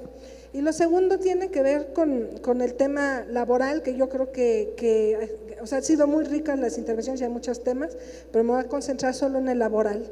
Y a mí una de las cosas que me preocupa, yo estoy totalmente consciente y comprometida con el tema de cuidados y con la reivindicación del trabajo no remunerado y el reconocimiento de la desigualdad en el uso del tiempo entre hombres y mujeres. Pero cuando nos movemos al plano de alternativas y propuestas, ahí me queda menos claro, porque hay muchas barreras institucionales al cambio en el mundo del mercado de trabajo. Una estudiante de aquí del colegio, que es madre, y que un día decía, bueno, pues yo también quiero pelear por mi derecho de cuidar a mi hijo, ¿no? Entonces, hay que reivindicar el valor del trabajo de cuidado. Y si lo vamos a distribuir mejor, ¿quién? Si lo dejamos de hacer nosotras, ¿quién? Si queremos que entren más los hombres, entonces hay que irnos al mercado de trabajo y decir, tienen que haber cambios en términos de horarios de trabajo donde no se penalice al hombre que dice, híjoles, no me puedo quedar en la junta porque tengo que ir a recoger a mi hijo, ¿no? Y si vamos a hablar de servicios del Estado, entonces concentrémonos en escuelas de horario extendido, en guarderías, etcétera, donde tengamos la confianza de que el servicio que van a recibir nuestros hijos es no igual al que damos nosotros, pero lo más cercano posible, ¿no? Entonces yo creo que tenemos que empezar a movernos, es decir, sí estamos conscientes de que hay un problema con el tema del cuidado, pero ¿cuáles son las alternativas? Y yo tomé el ejemplo de los niños, pero creo que aplica igual para los adultos mayores, ¿no? Entonces, ¿quién los va a cuidar? ¿Cómo vamos a hacerlo más compartido? ¿Cuál es la responsabilidad en el ámbito doméstico y individual y cuál en el ámbito del Estado?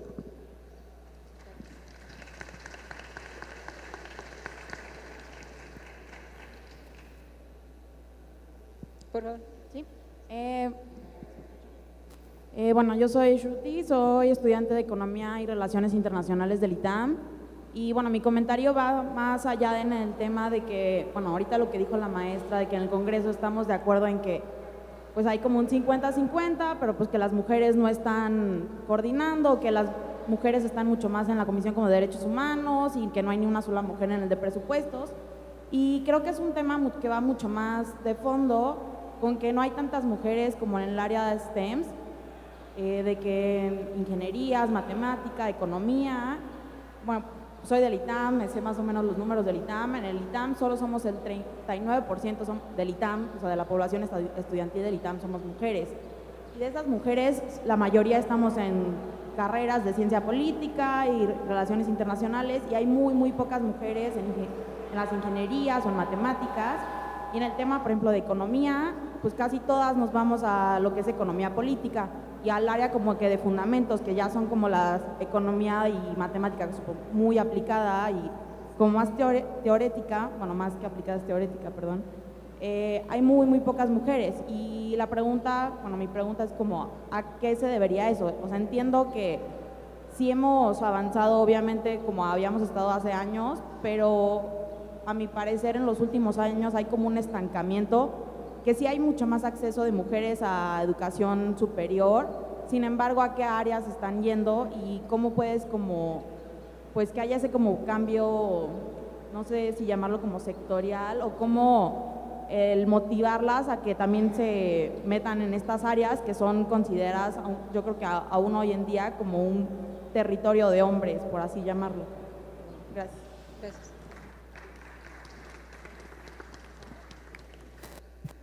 Bueno, voy a tratar de contestar. Con respecto a la primera intervención del compañero, yo cuando pienso en el futuro no pienso tanto en qué va a pasar en la relación de hombres y mujeres, porque creo que mal que bien se va a ir emparejando de distintas maneras. No, a mí me aterra el cambio climático, el antropoceno, la extinción, estoy en otro boleto, entonces no tengo mucho que decir al respecto.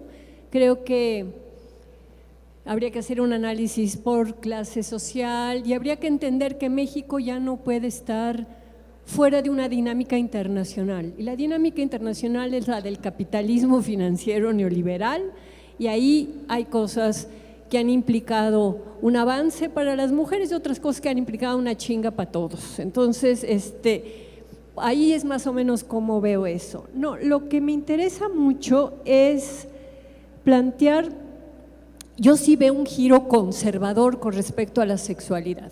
Yo soy de las feministas de la segunda ola, para quien la liberación sexual, el entender esto que decía Velvet de que tenemos un cuerpo, ¿verdad? Y unas emociones y que existe la libido, todo eso para mí fue uno de los impulsos de mi lucha, y 47 años después empiezo a ver actitudes muy puritanas y muy conservadoras con respecto a la sexualidad. Y creo que tenemos barreras culturales más que nada, somos herederos de una tradición judio-cristiana occidental en donde la sexualidad es pecado a menos que sea con ciertos fines, y que aunque de manera racional y consciente podamos decir, no, si yo pienso de otra manera, sí en nuestro inconsciente yo creo que ahí hay residuos. Con respecto a la paridad, no todo cuerpo de mujer tiene pensamiento feminista. A mí, me parece que la paridad es un espejismo, mientras solo sea paridad de cuerpos de mujeres y no haya otro tipo de medidas. Creo que esos, por un lado el giro conservador, por el otro lado la derechización del feminismo. Creo que Nancy Fraser lo dijo hace unos años, que el feminismo se ha convertido en la sirvienta del capitalismo, de hacer muchísimas tareas feas y sucias y estarle limpiando cosas, ¿no? Y regresando a la pregunta que hacía, bueno, otra cosa más, los cambios culturales son cambios muy lentos, ¿no? Aquí los historiadores, lo dice Brodel, ¿verdad? Son cambios de siglo en siglo, o sea, yo ya no voy a vivir para ver ese cambio que todos espero deseamos. Pero con respecto a lo que decías, mientras el sistema hegemónico sea el capitalismo neoliberal, no se piensa en formas como los kibbutz, que fue un modelo socialista de cuidado colectivo de los hijos, ¿no? Porque hay además todo este tema de que los hijos son propiedad de los padres, y si tú tienes un hijo, pues no es para dejarlo en un lugar colectivo y que crezca con otros niños. Entonces, ha habido en distintos momentos experimentos y formas de crianza que no son la familia tradicional. y lo que pasa es que no tienen ni publicidad, ni han podido tener un seguimiento porque ha sido avallazador el avance del capitalismo neoliberal. Digo, perdón, pero pues así lo veo. Entonces, yo sí creo que si hubiera un cambio de modelo hegemónico, por mucho que queramos un cambio en México, pues México se va a tener que ajustar también a ciertas cuestiones del modelo mundial internacional, podremos empezar a poner los cimientos para un cambio distinto.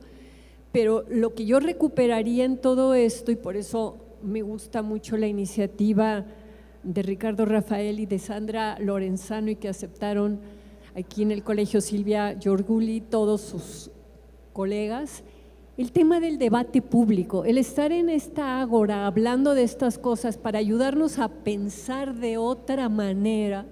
Yo les preguntaría, ¿quiénes de ustedes conocen el modelo de los kibutz de crianza de los niños? A ver, levanten la mano. 1, 2, 3, 4, 5, 6, 7, 8. ¿Cuántos somos aquí ahorita? No sé calcular, pues 8. ¿Qué porcentaje de los que estamos aquí? Somos 8 personas. ¿De cuántos saben lo que implicó eso?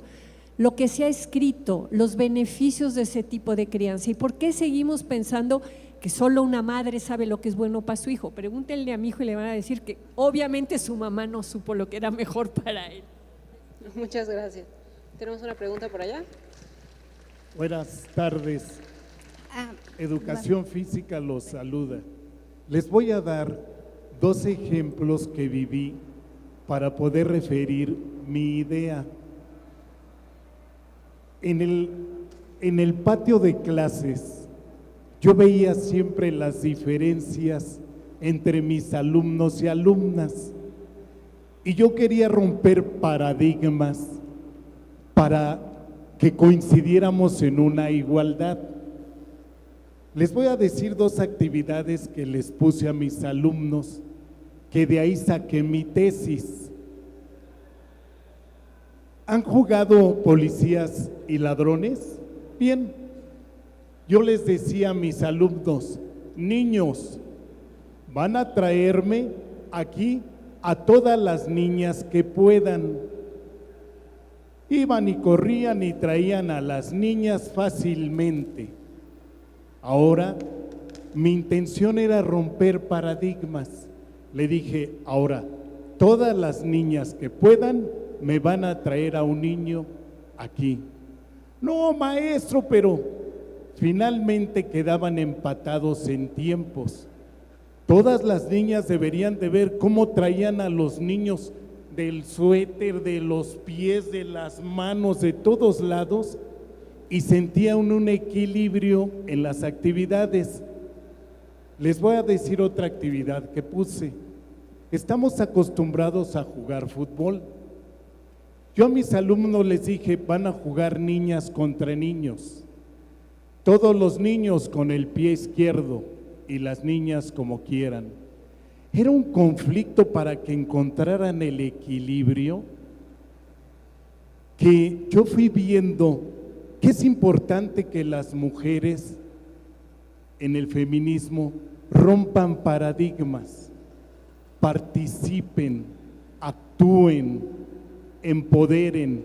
Por lo regular, aunque veamos que ya hay una participación importante de mujeres, hemos visto, y yo en mi familia y entre mis amistades, cuando vamos a tener alguna iniciativa, por lo regular las mujeres dicen, no, tú, mejor tú hazlo tú, eso es de hombres. Aunque haya una idea de que vamos avanzando, yo crecí en una sociedad de blanco y negro, donde quienes desarrollaban las actividades, si vemos las construcciones y la estructura social, las construcciones las hicieron los hombres, las estructuras sociales y políticas las hicieron los hombres. Por eso los hombres predominan, lideran. ¿Qué necesitamos hacer? Aunque sea una opinión de este coloquio, es que las mujeres participen en todas las actividades, no pensando que son mujeres, sino seres humanos que nos merecen un respeto y una participación. Gracias. Muchas gracias.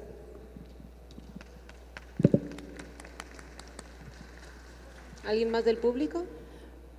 ¿Velvet? Bueno, sí, si me permitían como Sí, intervenir en un poco en lo anterior.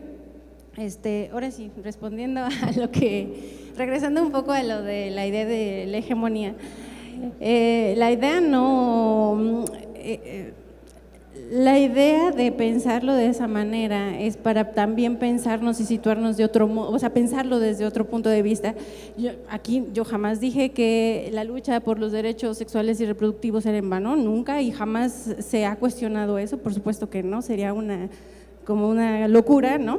Sino esta idea de pensar como que ciertos feminismos pudieron haber sido eurocentristas, capitalistas, racistas y clasistas, creo que también invita un poco a pensar, a pensarnos como feministas y pensarnos de otro modo y de qué manera a lo mejor en nuestras propias prácticas políticas hemos también ido excluyendo a otras personas, a lo mejor sin querer, a lo mejor sí con intención, no lo sé, pero en ese sentido va también la crítica o la idea del feminismo, la crítica al feminismo hegemónico. Estaba yo pensando, mientras usted me decía, que durante las discusiones que se dieron para la alerta de violencia de género en Michoacán, las feministas trans quisieron entrar a las discusiones que se estaban dando y las otras feministas las excluyeron porque no eran consideradas mujeres, porque no tenían vagina. Entonces, a eso justo es a lo que me refiero, ¿no? Como ciertos pensamientos que hemos tenido que probablemente han sido o han recuperado estas visiones clasistas, racistas, eurocentristas, han hecho, por ejemplo, volver a esta dicotomía en la que a fuerzas para que haya un cuerpo femenino se tiene que tener vagina y no considerar a mujeres que se consideran a sí mismas como mujeres y que no tienen vagina, ¿no? Entonces, bueno, va por allí la crítica en realidad. Lo que la compañera mencionaba sobre el progreso, el avance, el desarrollo, que a mí me parece súper interesante la pregunta de entonces, bueno, ¿hacia dónde va a lo mejor un feminismo que la tendencia, porque bueno, el feminismo no se salva de corrientes más grandes como el neoliberalismo, pero justo a lo mejor, volviendo a lo que decía yo de pensar de otro modo, es como sí hay corrientes que piensan de otro modo y siempre se preguntan, bueno, ¿a quién queremos o a quién queremos parecernos? ¿O a qué progreso nos referimos? ¿O qué vamos a considerar como progreso? ¿Progreso es tener casa, coche, cosas? ¿O en qué medida va a ser nuestro movimiento feminista concebido como de avanzada, ¿no? Y entonces, por ejemplo, de otros feminismos, pues tratan los que hacen sobre todo una crítica al capitalismo. Esos sí piensan en no adherirse a las corrientes neoliberales y pensar, pues si puede haber posibilidad de un feminismo que no se adhiera a eso, ¿no? Y bueno, como un poco como lo que decía la doctora Yorguli, a mí me parece, yo no me acuerdo de dónde lo leí, de que había como que para poder facilitar la paternidad también tendrían que haber cambios en la estructura de la sociedad para poderla facilitar, ¿no? Por ejemplo, para que los hombres participen de las actividades escolares y que no pongan pretextos, una forma sería acercarles la escuela a su centro de trabajo y entonces en lugar de que los centros de trabajo estuvieran, por ejemplo, cercanos a las casas, no me acuerdo dónde lo leí, podrían incorporarse centros de trabajo centros escolares dentro de los centros de trabajo de las zonas industriales de los hombres.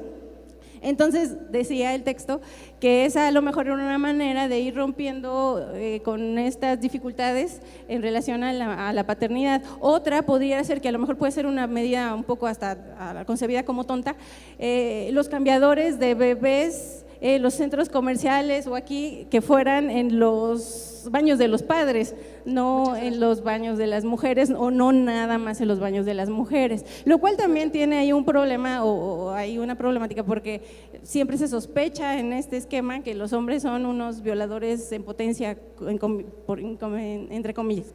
Perdón, entre comillas, por supuesto, ¿no? Muchas gracias. Dejamos este espacio para otras preguntas.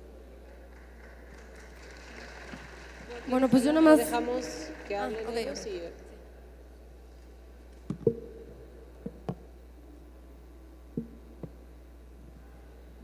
Ok.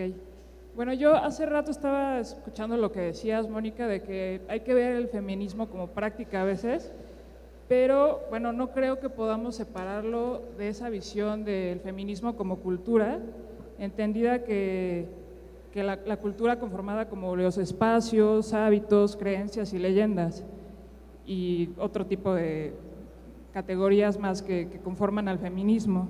De esta manera yo creo que también el feminismo tiene una dimensión filosófica que está y que tenemos que considerarla también de manera ética, donde si consideramos a la ética podemos hacerla aliada al feminismo, desde donde la ética considera a la violencia y a la discriminación como inviables en la sociedad. De la discusión que estábamos teniendo acerca del progreso y este progreso incumplido, creo que el feminismo es a la vez un poquito premoderno y también posmoderno y que anhela esa justicia que se veía en la utopía moderna, que es este progreso donde el feminismo busca más que nada la justicia y que ya de ahí puede construir o deconstruir, pero siempre privilegiando un espacio para las diversidades, ¿no? Y efectivamente, Velvet, es importante considerar las diferencias, como decías, que no porque seas mujer o mujer de manera biológica, tienes tú el poder para definir lo que es ser mujer. Siempre hay como múltiples definiciones de lo que es una mujer, dependiendo del contexto y del momento histórico, pero sí debe de haber algo. Yo considero que en la lucha feminista hay puntos comunes de los distintos feminismos que se pueden llevar en la agenda política, y sí, estas estrategias políticas de hacer pequeños cambios en la estructura patriarcal y hegemónica capitalista, al final hay que siempre estarlos estudiando y hacer teorías sobre eso, hacer estudios, análisis, números, producir conocimiento para que al final podamos hacer una crítica de qué estrategias funcionaron, qué estrategias no funcionaron y cuáles son estas dinámicas de resistencia y cómo podemos ampliar nuestro repertorio de estrategias de disidencia, incidencia y todo para seguir haciendo cambios, ¿no? Muchas gracias.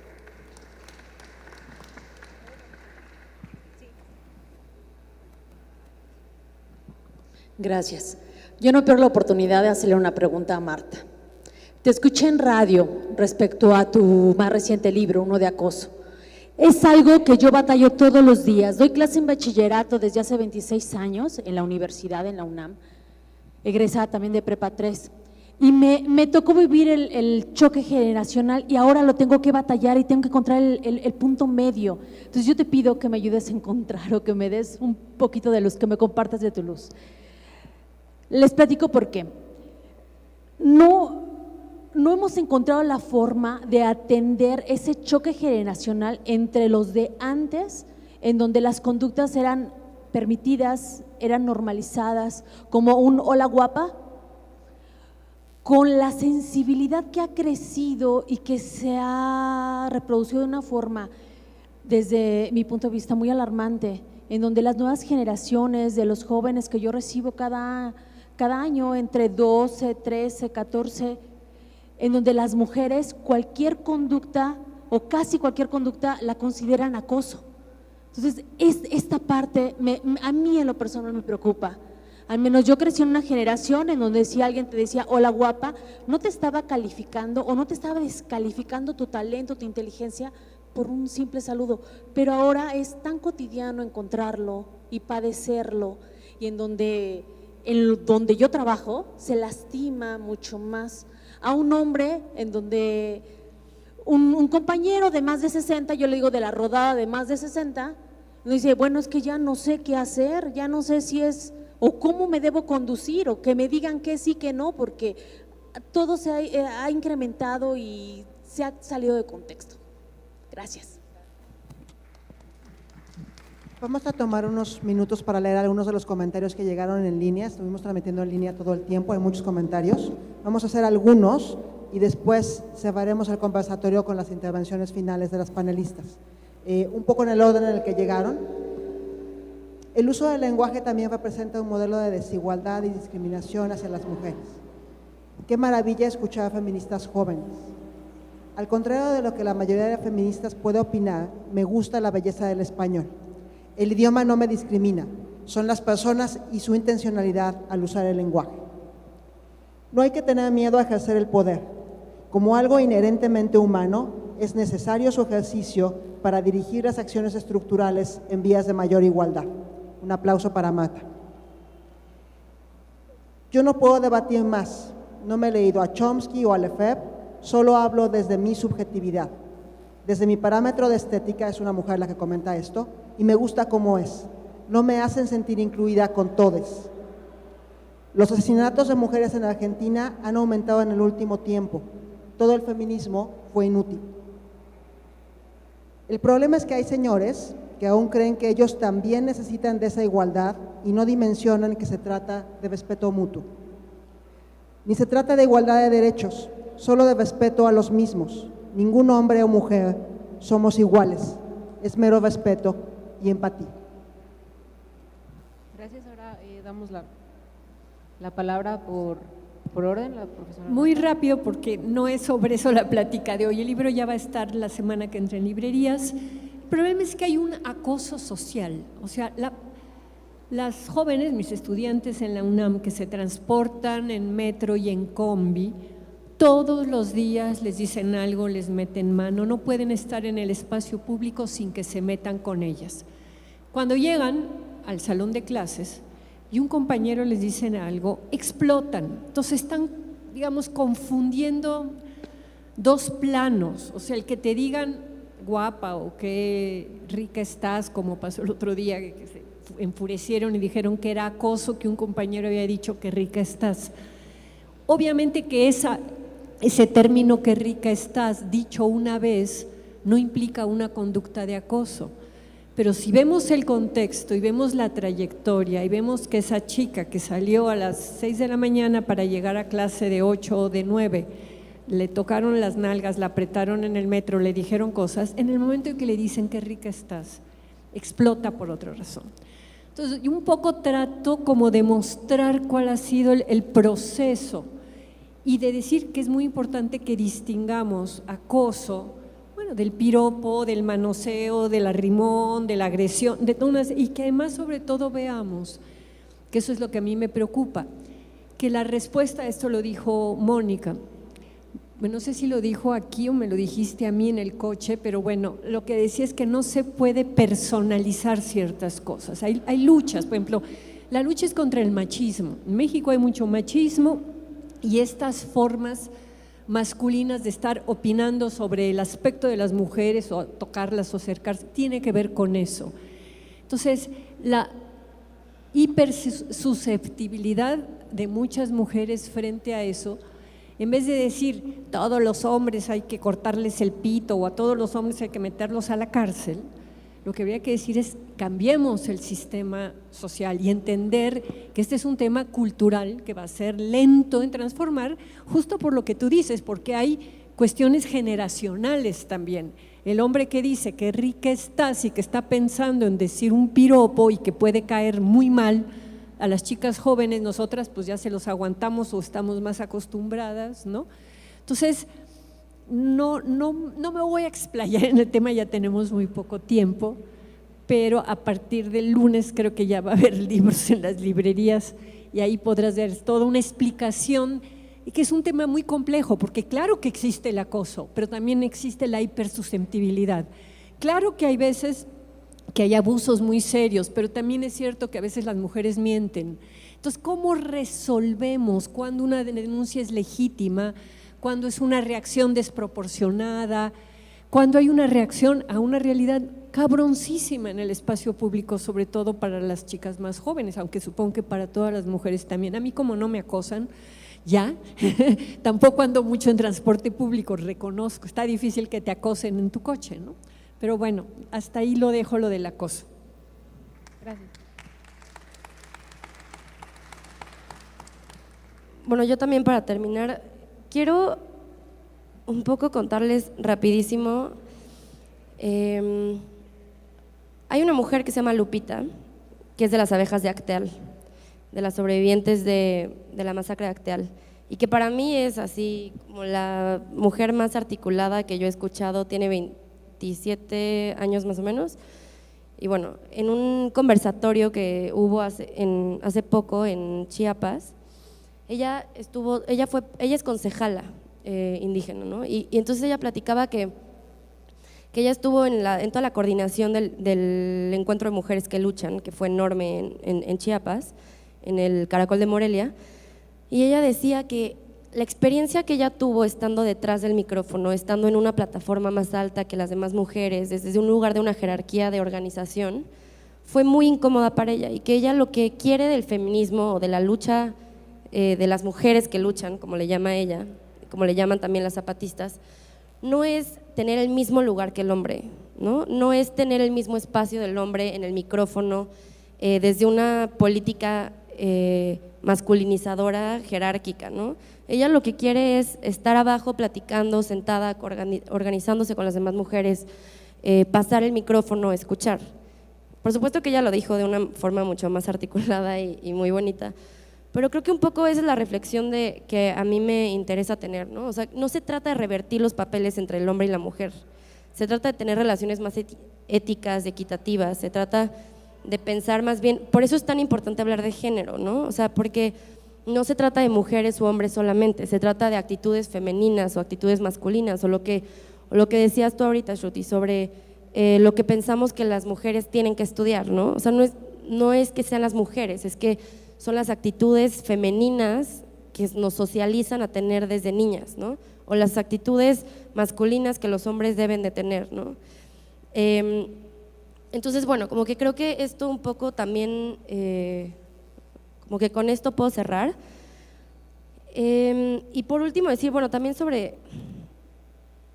para responder a lo de feminismo como acción, estoy totalmente de acuerdo con que el feminismo es también una ideología y que trata desde un plano político, ¿no? Yo más bien me refiero a que digamos, hay actitudes que tenemos tan normalizadas, hay actitudes que tenemos como tan, pues sí, que hasta nos cuesta trabajo darnos cuenta cuando las tenemos, incluso cuando ya nos hemos asumido como feministas, ¿no? Por eso es que yo creo que de repente, así como tenemos actitudes feministas, tenemos actitudes misóginas, y el chiste es darte cuenta, irlo intentando de construir y conversando pues sí, en espacios públicos, ¿no? Entonces, bueno, pues creo que con eso yo y paso el…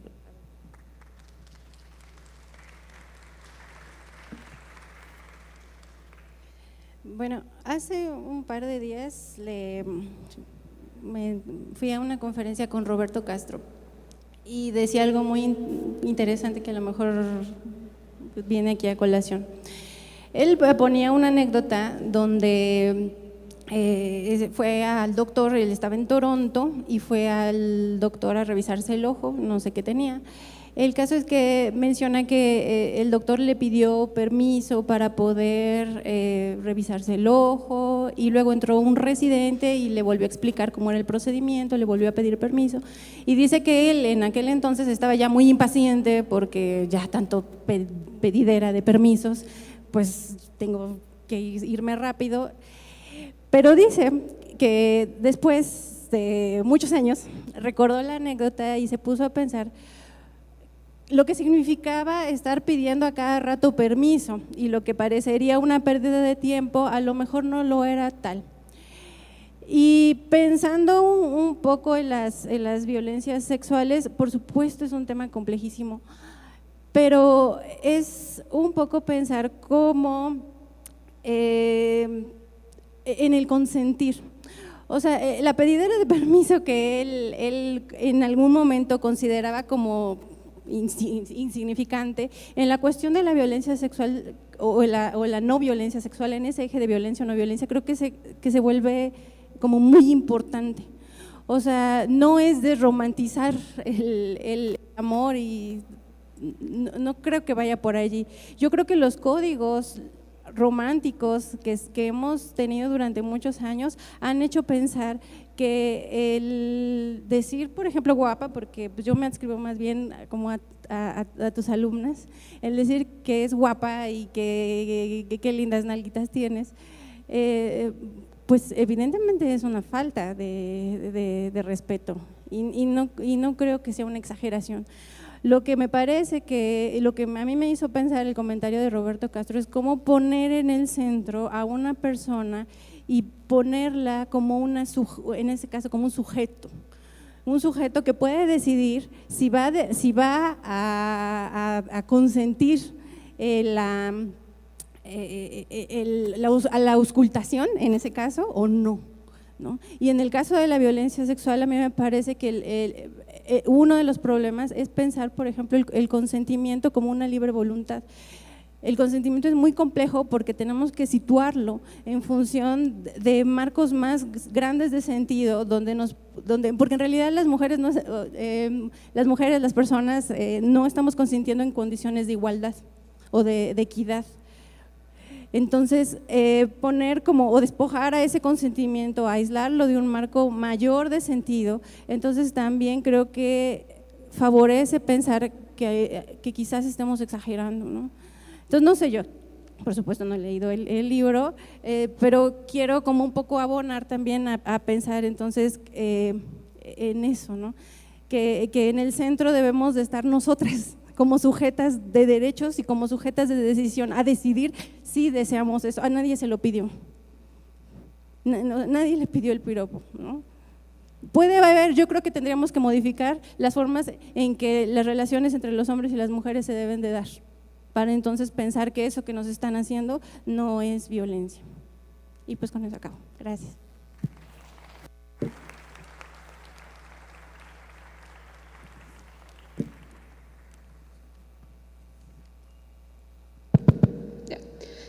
Bueno, pues muchas gracias a todas y todos los presentes que enriquecieron esta charla con sus comentarios, con sus datos, con sus opiniones. Y bueno, también muchas gracias a Marta, a Mónica, a Velvet, que nos hicieron el favor de guiar este debate en un formato nuevo, novedoso, que esperemos que haya sido de su agrado.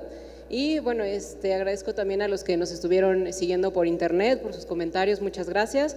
Y los invito a seguir al pendiente de nuestros eventos en agendacolmex.mx. Muchas gracias.